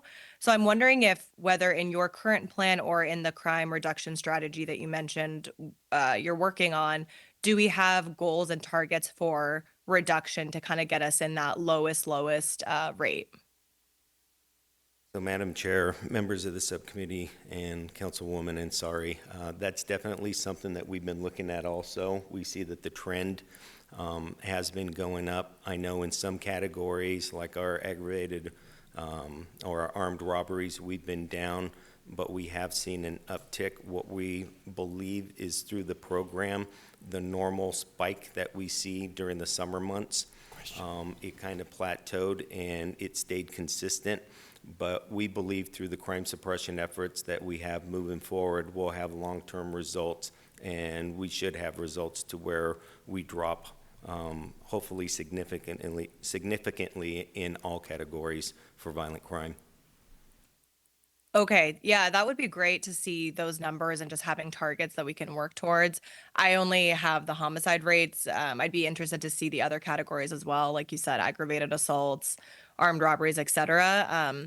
But again, it's just kind of interesting to think of, New York City. So, population of 8.8 million people, hovering around 5.5 homicides per 100,000 residents. And I think we are around 11.2. So not crazy. I mean, a city like Philadelphia is at 35. So we're faring much better than other large cities. But, I think that would be my goal. But again, thank you so much for this work. I know, I think it's quite difficult to do gun violence prevention work with so many limitations that we have on the Phoenix City Council. So it's good to see us taking the action that we can take, and any further support that we can provide. I would be very open to that as well for, what more we could do from a policy perspective to tackle this further. Thank you. Councilman Waring. Thank you, Madam Chair. I'd like data as well. I'd like if you could maybe juxtapose the decline in officers with the increase in the crime rate. I think a few years ago we were setting records for low crime rate, or at least modern records. I'm not sure how far back they went. And now we're in a different situation, but of course we have dramatically fewer officers, which I believe is a self-inflicted wound that we frankly brought upon ourselves. So I believe actions by this council have basically made this city less safe and its citizens less safe. So, but I'll be curious to see if the data bears that out. So maybe officers per capita on one line going back, I don't know, as far as you have it. Go back to 1980. We'll see what it shows, if you could. If you have that data, I'm sure you probably do. And then homicides per capita. Sure. And see what it shows. I think that would be an interesting, and then if you have other crimes, if you want to broaden it to burglaries and other stuff as well. But I'd be curious what that shows. Thank you. Chairwoman, if I may. Yes. I would also like to add, if we're going to look at that, I think it would also be important to look at just the heavy increase in the number of guns on the streets that we have. I don't know what the numbers are in Phoenix, but in the United States, there are more guns than people. So, we can't ignore the fact that the self-inflicted wound is also the fact that there are so many guns on the street, and definitely a lack of regulations around them. But I'm glad to see that our police department is doing everything we can to respond. But that is, of course, an issue that we cannot ignore. We only have gun violence because we have so many guns on the streets as well. Okay, go to Councilman. On to that Yeah, first? yes, go ahead, I'd like to respond to that. Councilman So the city of Phoenix, gun laws are done by the state, right? They've taken the purview. So it's not like the city of Phoenix could take away everybody's guns or something. We don't have the power to do that. The state would have to do something, correct? Madam Chair, members of the subcommittee, and Councilman Waring, that is correct. I believe currently we have the laws on the book that we need to be successful out there, and it's just us building the cases. And to your point, we do have less officers right now, so we have to work a lot smarter, leverage technology to our advantage as we're building back up the police force. Of course, when we can do more proactive enforcement on the street, we do see the trend of crimes going down. So there is a correlation there with it, but we're in a new age. And with that, we're going to have to adapt to it as a department. Madam Chair, I'll just say anecdotally, again, talking to a chief who started with the department in 1985 when they started, and this is what he told me, this is my interpretation of what he told me, but I think this is accurate. He said there were, I think, twice as many, this was a few years ago, when we were at these record lows, twice as many homicides with half the population. We had a population increase, and then we had a decrease in homicides, and that's turned around pretty dramatically just in the last few years. I doubt the number of guns on the streets have matched that rapid increase. So I think, again, it sounds like you pretty much alluded to it. We have seen a pretty precipitous decline in officers, though. So thank you. It'll be interesting to see how that shakes out. Councilman Garcia. Thank you. Can you talk about the Gunshot Tracker? I know it was used in a couple of investigations, but the new technology we have and how this relates to this work? Sure. I'll let Commander Brewer go ahead and address that one. Yeah, Madam Chair, Councilman Garcia, and members of the subcommittee. So the best approach to addressing firearms violence is that layered technology, and that's using the Firefly Shot Spotter along with LPRs and cameras. So when, and we're starting to put them up along the 27th Avenue corridor, I think you're all aware of that. And so when a shot comes out, we have them placed so they can monitor that whole area. Then, so there's alerts sent to detectives, officers that is pretty precise to where the actual shot is fired. And then, so detectives start, and officers, police personnel, start to use that layered technology to look at the LPRs, the license plate readers in that area, and cameras. So hopefully we can get a vehicle description. Sometimes the cameras, if it's close, you can actually see the shooting. It's difficult to identify who the shooter is a lot of the times, but we can get a license plate that gives us follow-up. So that technology, as Chief Vasquez said, has proven itself extremely valuable in Vegas.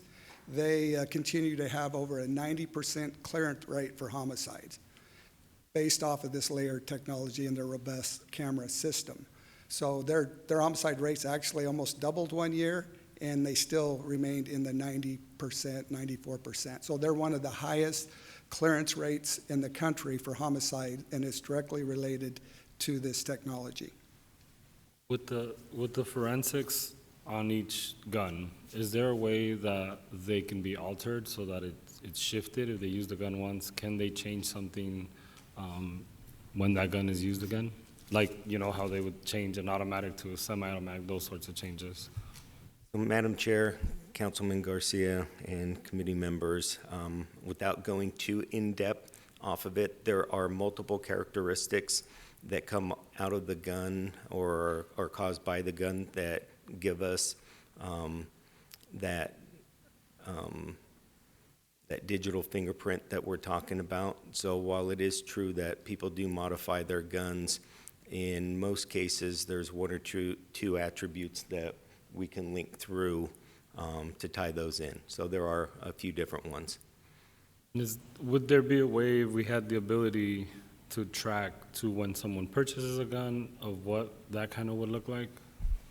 So, Madam Chair, members of the subcommittee, and Councilman Garcia, that is true, and that's one of the things that I pointed out in the presentation, is that especially with our partnership with the ATF right now, we can track the gun back to the purchase and where that came from. We've done it on a couple of high-profile incidents here, to where we were actually able to charge people for straw purchases. Somebody bought the gun under their name and then provided it to somebody else, and we are charging people for that also. I think the last thing, and I know you said we have all the laws or policies in effect to do this. I do think with Councilwoman Ansari's comments, she spoke about two cities that are, you know, New York specifically, that's bigger than us, but obviously their gun control laws and New York State's laws are very different.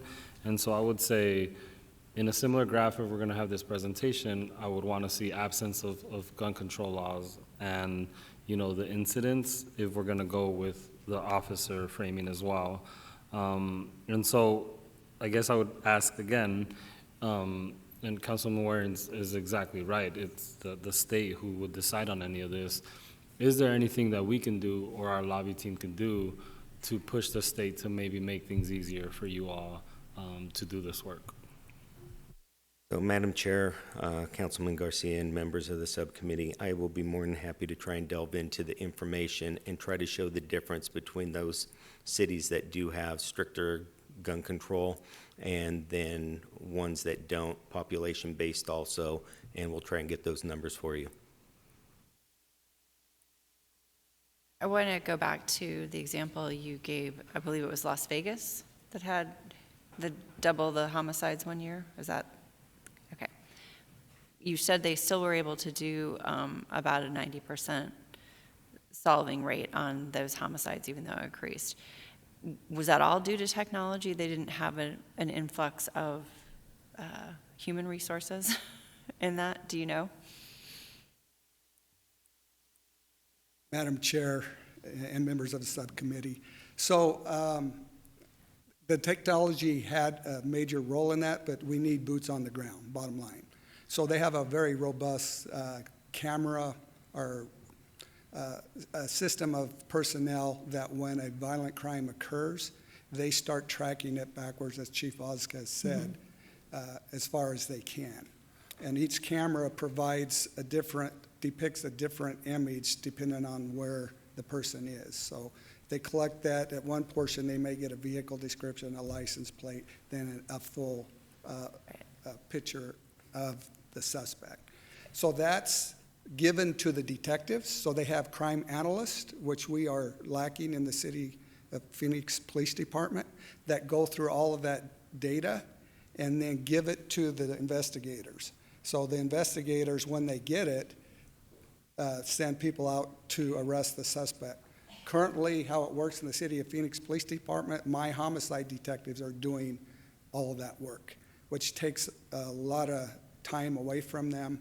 And so the utilizing crime analysts to be able to do this type of analyst for us and give a package to the detectives is a tremendous help. So in addition to needing to fill all of our positions that we have, it sounds like the technology and the addition of crime analysts who would do the legwork on those cases to then provide it to our detectives to finish up the case is what I hear you saying. That's correct. And my question was not at all to infer that we do not need officers, that we could solve things with technology. For me, it is a given that we must have our officers, but to have a city have such an increase and still be able to do that, have that solving rate with technology as an aid is impressive. And so I know you always need the people, but that technology would be a huge help here for Phoenix. So thank you for that, and I don't see any other questions, so thank you, gentlemen.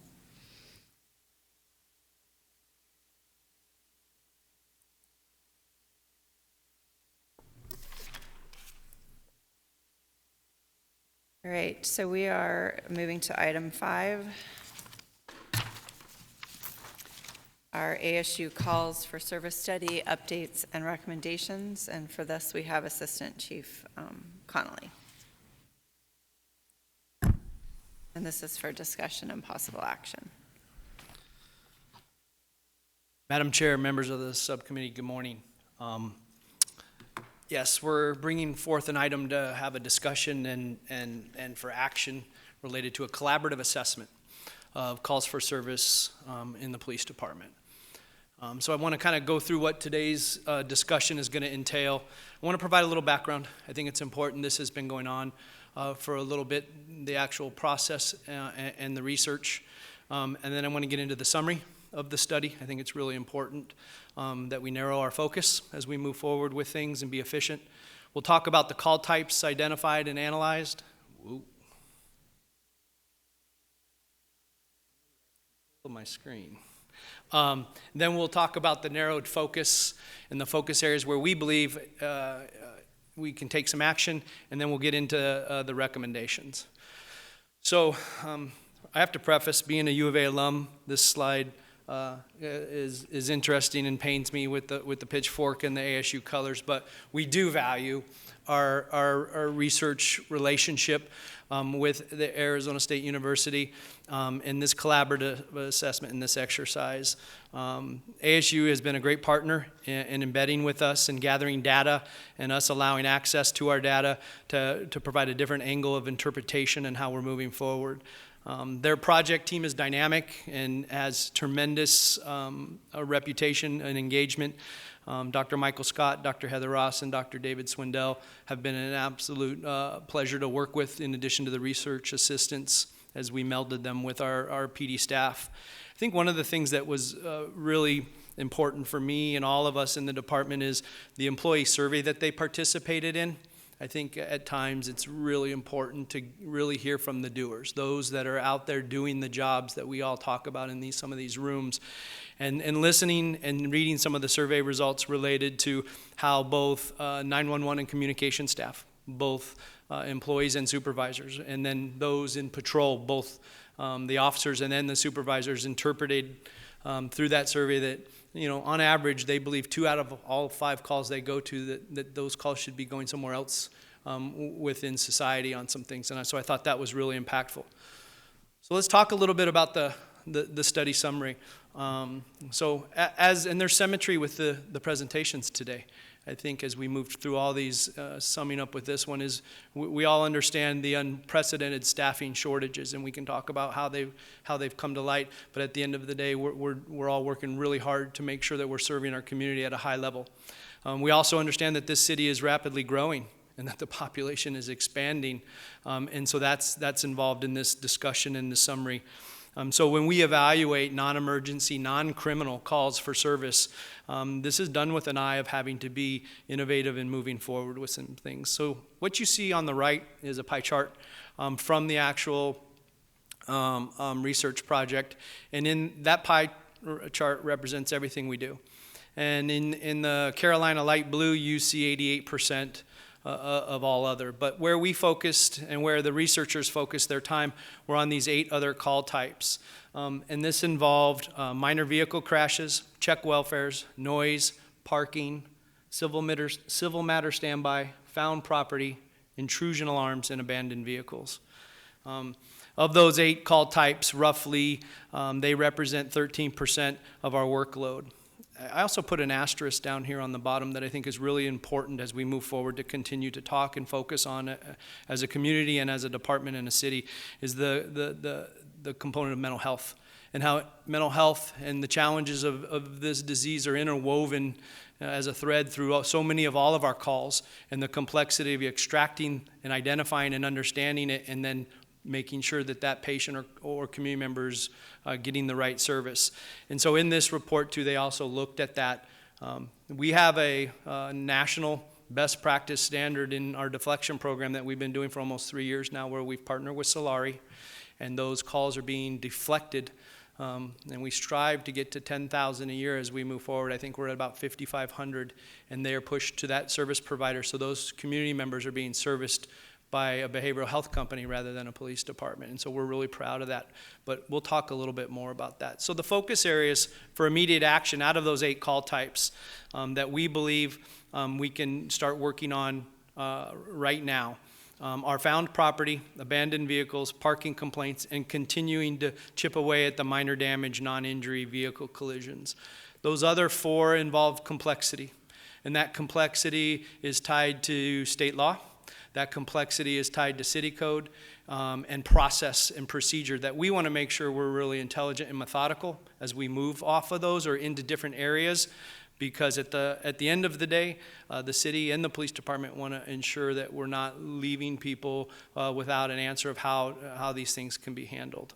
So let's talk about the recommendations coming out of the report and the collaborative assessment for found property.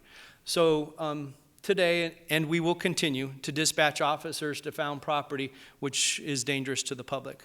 Obviously, if community members find narcotics or drugs or items that are illegal, we don't want them possessing them, transporting them, or engaging with them, and we want to respond as good stewards of service to them.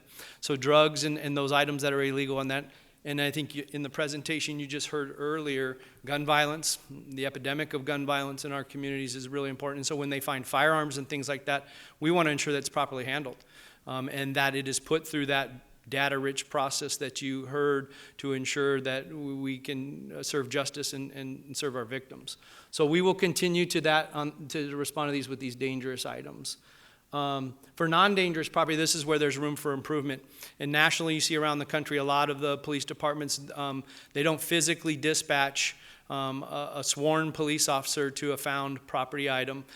So the recommendation is through ASU and through us is that we will set up a way to engage and inform our community members and create a conduit for them to bring these items that are not dangerous to the precinct so we can process them there with precinct staff. I have to tell a little bit of a story, I think, as it relates. I was just in some squad briefings in a precinct and asked them about some of the calls that they go to related to some of this. And so we have community calling us about scales that they find that are not scales that were used for drug trafficking or distribution. They're simply scales that are used to measure food, and we're responding to those. Some of these items are perishable that can be simply thrown in the garbage through proper communication and education with our communities, but we're sending a sworn officer to that. Packages of cigarettes, things like that, vape pens. They say they go to a lot of vape pens that are used to distribute nicotine. And so this is where I think we can have room for improvement. We've also discussed, through the partnership with ASU, the ability to enhance our community messaging online. And that's what we are committed to, related to informing our community about these resources and the realities of this found property and what this looks like on this topic. The second one is abandoned vehicles.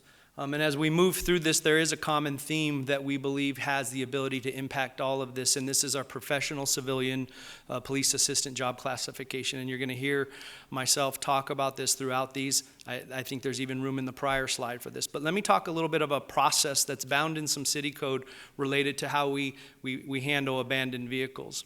So the call comes in, we receive the call. It's imperative that license plate is run. If the community member or the caller has the ability to give us a VIN number or a license plate, we'll do that in our 911 communication center to get a lay of the land. There's an officer safety issue tied to that. There's an investigative part tied to that. If not, we want to be able to identify the owner and attempt to find the owner and say, hey, come get your car in the simplest form, right? But again, I think you heard earlier, there is a journey of crime with some of these vehicles that they are very valuable under the umbrella of justice and victimization. So we want to slow that down and make sure it wasn't used in a crime or that it's stolen. Then there's this issue of violation. What we call it is a red tag. And I think you've heard about it. Your constituents have probably mentioned it to you many times in the abandoned vehicles that come into your offices, is this red tagging process where we put a red tag. That red tag then has to be on that car for 48 to 72 hours before we can do something with that.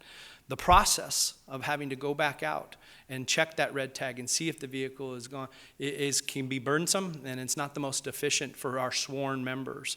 And so this is where we believe that by continuing to enhance the capacity of our police assistants that are out there, to take these and push these calls to them instead of the sworn, we become more efficient and provide better service. Parking complaints. The recommendations for parking complaints, again, is this ability to enhance the capacity and the numbers of our police assistants that are out there in our precinct serving currently and doing this work. We think that this currently, for example, we have 5 parking assistant PAs that are serve the downtown area. As we see this downtown footprint between the 7s grow, that's going to continue to be a lot of work for them. We would much rather have that police assistant, civilian person responding to these parking complaints. The other thing that's really important for us, and I know Chief Sullivan has been adamant about this since his arrival, is clearly defining in policy and procedure for our employees that clarity of what it is. And so we're going to clearly define what a road safety hazard is. And the reason that's important is if it is a road safety hazard, we want a police officer still going to that. The example I use currently is a lot of times we get parking complaints that are clouded in an individual who's going through an overdose. And we see a lot of this. We call them 900 Marys, and it's become a thing we've had to work with really intelligently with the fire department, where you have a vehicle with a person going through an overdose process that's in a roadway and with the vehicle on. And you can imagine the safety concerns with that. So these are the types of things we want to ensure our police officers are still going to. If fire lanes, handicap parking, we want to make sure that we're being really good stewards of that. If it doesn't meet that standard, then this is where we want that PA, that police assistant, to respond out and handle this during business hours. This component also currently has, we have hotlines through our traffic bureau, and I know some of the community members behind us utilize it very well when they have speeders in their neighborhood or things like that. This parking complaint can be pushed through those online hotlines and some of that, but I think it's very clear to us that we can continue to enhance, and ASU told us this, our messaging through our digital platforms and how we allow community to communicate with us in these platforms. This is the one that, from a volume perspective, is most significant. This is upwards around 55,000 calls a year. This minor damage, non-injury vehicle collisions. Simply with this one, it's really important that we find ways to free up our sworn staff so they're not going from traffic accident to traffic accident when we're trying to impact violent gun crime and a lot of other things in the community. Currently, in the patrol division, we have 18 police assistants that are spread out geographically throughout the precincts. We recently, with your blessing, were able to add to that number to get us to there.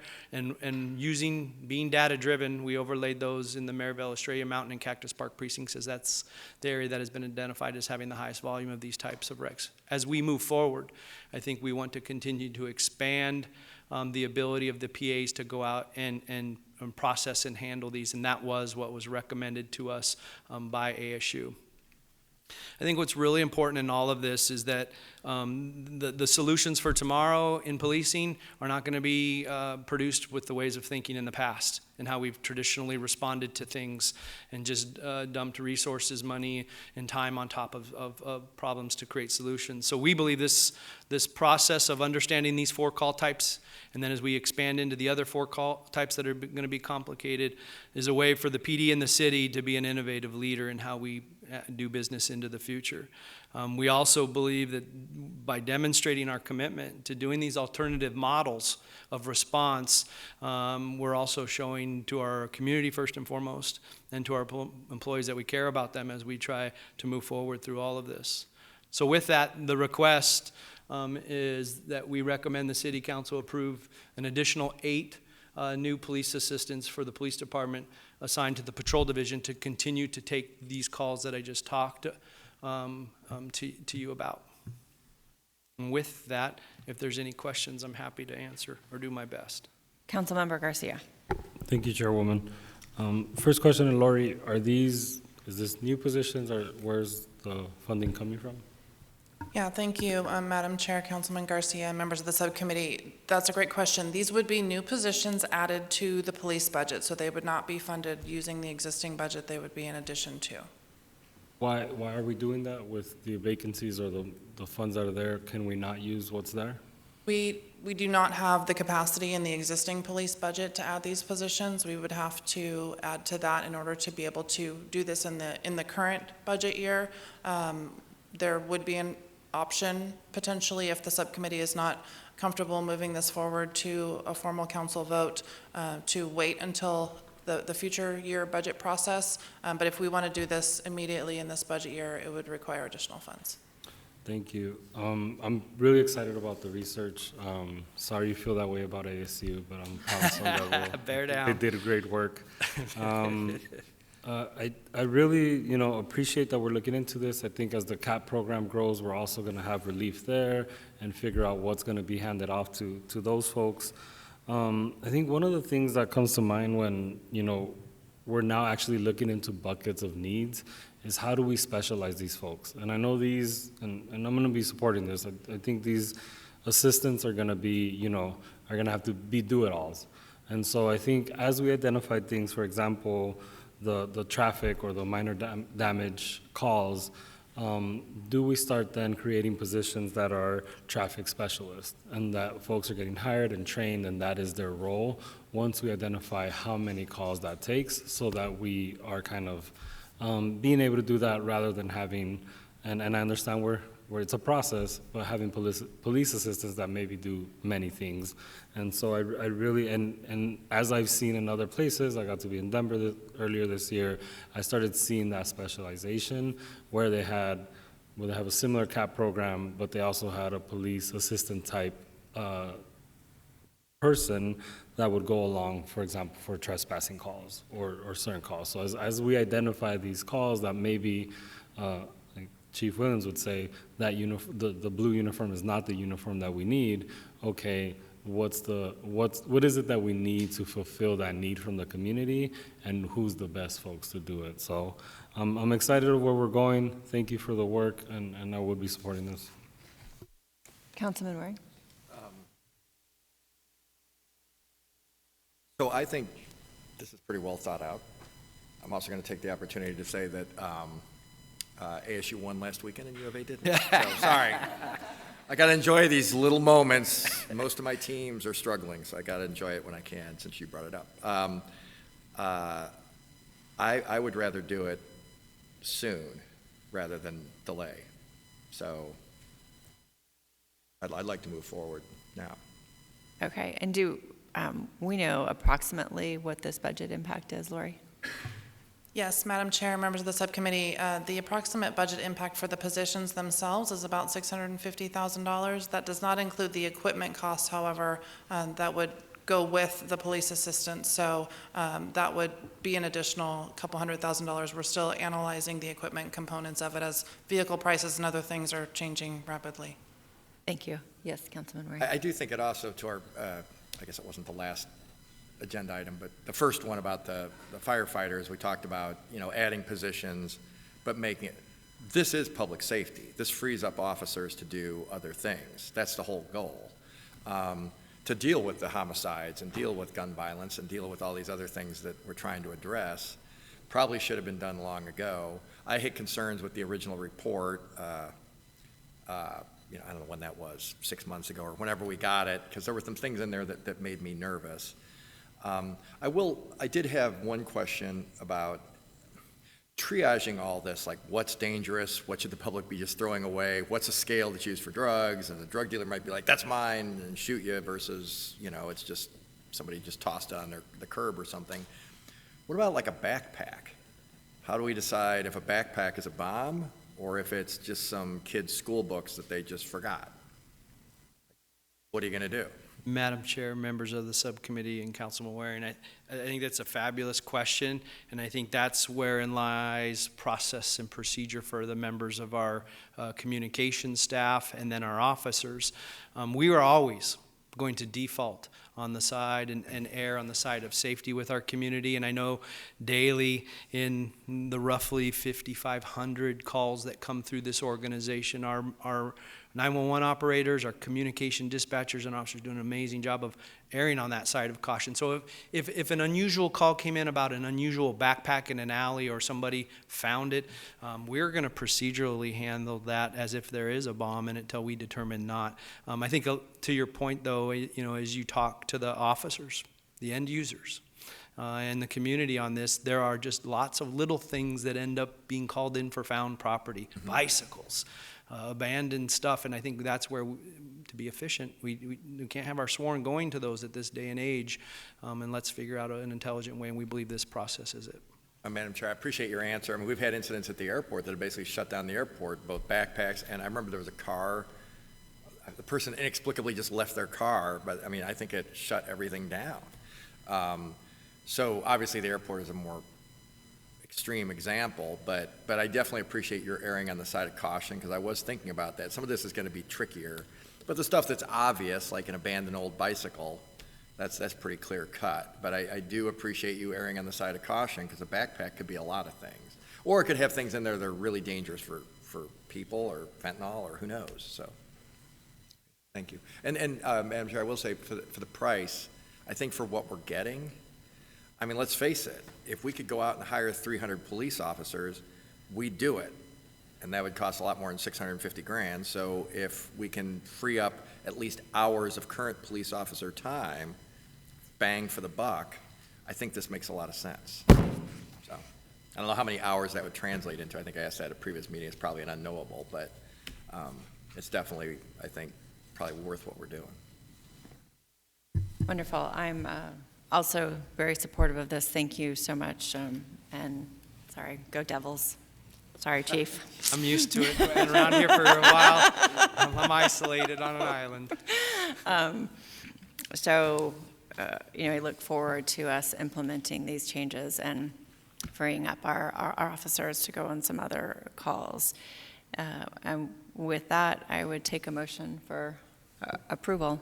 Oh, real quick, before you do that, will this be able to be on our next city council meeting? Because I think my other committee members would like to see this happen as expeditiously as possible. Madam Chair, members of the subcommittee, we would not have it on today's city council meeting, of not course, today. But we could place this on the agenda for the October 26th meeting. Wonderful. Okay. And with that, I would take a motion for approval. Move to approve. And a second? Second. A motion and a second. All those in favor, please say aye. Aye. Aye. Any opposed? Aye. Hearing none, the motion passes unanimously. Thank you, Chief Connolly. All right. And last but not least, I got to double check. I kept skipping stuff before. The 2023 Block Watch Grant Program. For that, we will have Commander Osborne and Chair Arias joining us. Wonderful.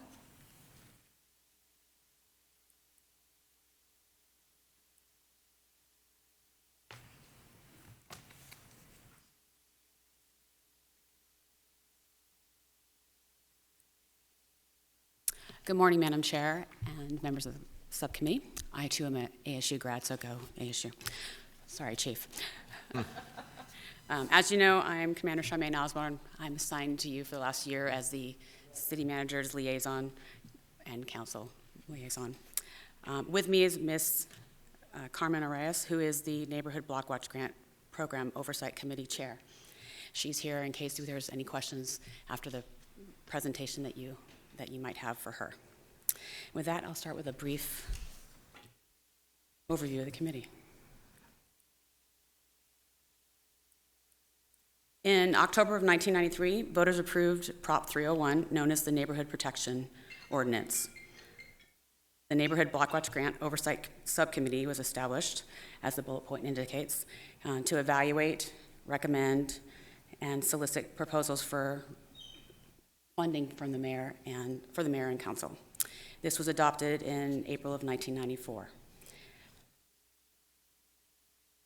As it indicates, the membership for the committee is related to 2 members from each of the council districts appointed by the council and additional members appointed by the mayor. In this case, Ms. Arias happens to be the mayor's appointed chair.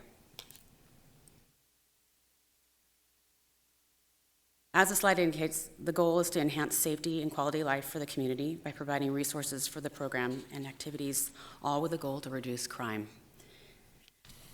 HOAs can partner as a co-applicant along with educational and faith-based organizations, nonprofits with specific geographic areas, and of course, city police departments can also be a co-applicant. This year's grant guide has about 24 changes to it. Some of the more impactful changes included the increase in the grant dollar amount from $12,000 to $15,000, the request for the line item veto, which would previously had been denied, and then they're requesting this with a 2/3 committee members' approval so that they can move forward more grants proposals. Additionally, there were some clarifications on the grant to include the removal of the ability to buy police scanners, because most of the time nowadays we all have our phones and there's apps that are out there that can listen and inform the community.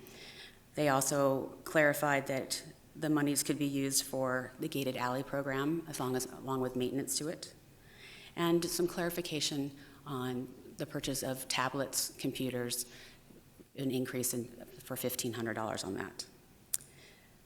One of the other clarifications that were made were they did not want anyone who was using Block Watch grant funds to charge participants that were coming to those events.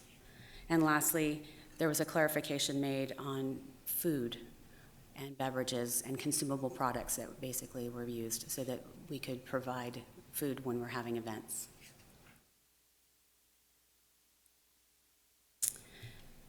With that, I would entertain any questions that the board may have. Otherwise, then I would ask that we would move forward. Questions? Chairwoman? I'll be right with you, Councilwoman Ansari. Thank you. Thank you all for the work and the expansion of the things that could be done. It's exciting that, the groups will be able to both get more funds, but also be able to use it for different things. And thank you, Carmen, for all your work, and we'll see you at the GAIN event on Saturday. All right, Councilwoman Ansari. Thank you. I just wanted to say how thrilled I am about this. I want to thank Carmen, Commander Osborne, the entire Block Watch Advisory Committee on all of your work to make this process much easier for residents who I think, as you know, take the time and voluntarily apply in order to better their neighborhoods. This was one of my very first issues to deal with when I was on council last year. And I remember, I was super torn. A couple of my block watches didn't make it. and they were newer groups and, who were really, really eager to be on. And I know that was a challenge at the time. So I just think just making it a little bit easier and also increasing those grant amounts is just something that is going to be really helpful to our neighborhood. So thank you again so much for all of your work. Please relay my thanks to the entire committee as well, and I look forward to supporting this as well. Thank you, Councilwoman Ansari. So I am also excited about some of the modifications that have been made, and like Councilwoman Ansari, the Blockwatch grant program was one of the first things I also dealt with as a new council member. And so for two cycles in a row, we had some concerns about some folks who didn't qualify or why they didn't qualify. And I see here in the grant application booklet that goes out to all of the programs that on page 5, there's an evaluation of the application that's broken down. Crime prevention or quality of life factors is weighted at 50%. The budget evaluation is weighted at 20%, community involvement at 20%, and then project viability or feasibility is weighted at 10%. And when looking with Chair Arias at some of the applications this last cycle, it seems like those scores have wide varying scores. And so what I would ask I am supportive of these changes. What I would ask the committee is relative to their application percentages is that they have some bumpers on what does it mean to get the full 50% of crime prevention section, or what does it mean to get partial credit for that? Because I think sometimes committee members can have varied views of what it means to do crime prevention. I think it should be a little bit more straight and defined on what it means to get those points or in those rubrics.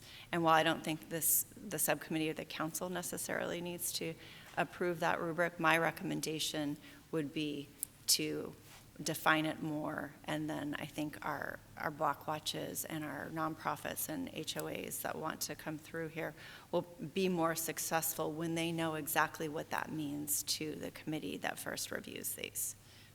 Do you have any questions, Chair Arias? Or Is it on? Okay, good. Yes. One of the things that we can do is when we do our training, which we offer every year every block watch year to all of the applicants, is emphasize what is crime prevention, and maybe that will help alleviate some of the concerns and make them more significant for crime prevention. Right. So I will bring that forward to staff, because staff is the one that actually does the training. Okay. We'll work with that. And then if as a committee you all could have some definitions too, so they understand that, so that you all know what, if crime prevention is one thing to you, that it's, y'all share that amongst yourselves. I think as the evaluators, right, because you guys evaluate the applications, it's really important that you all know, and so that then the community can know. Actually, I made a note for our next review of the guide that we include that. And I really do appreciate, I know you guys put so many hours into reviewing these applications, and so I want to make sure that we hopefully will have less hiccups this year when we go through the cycle, and we're all on the same page. So thank you so much, and if you will share my gratitude to your committee as well for all their hours, I appreciate that. And with that, I would take a motion to approve. Motion to approve? Second, anybody? Second. I have a motion and a second. All those in favor, please say aye. Aye. Aye. Any opposed? Please say nay. Hearing none, the motion passes unanimously. And Thank you. Thank you, Chairwoman. Thank you, Commander. Do we have any public comments? Madam Chair, we do not. Thank you. Future agenda items. Councilman Waring? Yeah, Madam Chair, I do have a request about dispatch and how we're doing that, particularly in North Phoenix, and sort of the implications, kind of like we were talking about earlier with the firehouses, North Phoenix, your district, my district, aren't the same as Central Phoenix. So I want to make sure maybe a one-size-fit-all doesn't work for everything. So I kind of like an explanation of how we're doing that differently than we were before, and why, and what maybe could be used to improve, like what would help, besides the obvious, more officers. Okay, we will add that on there. And then in addition, committee members have the draft agenda for November, so if there's something on there or you're missing or not seeing, okay, we'll get your item on there, Councilman Waring. And with that, our meeting is adjourned at 11:46 this morning. Thank you.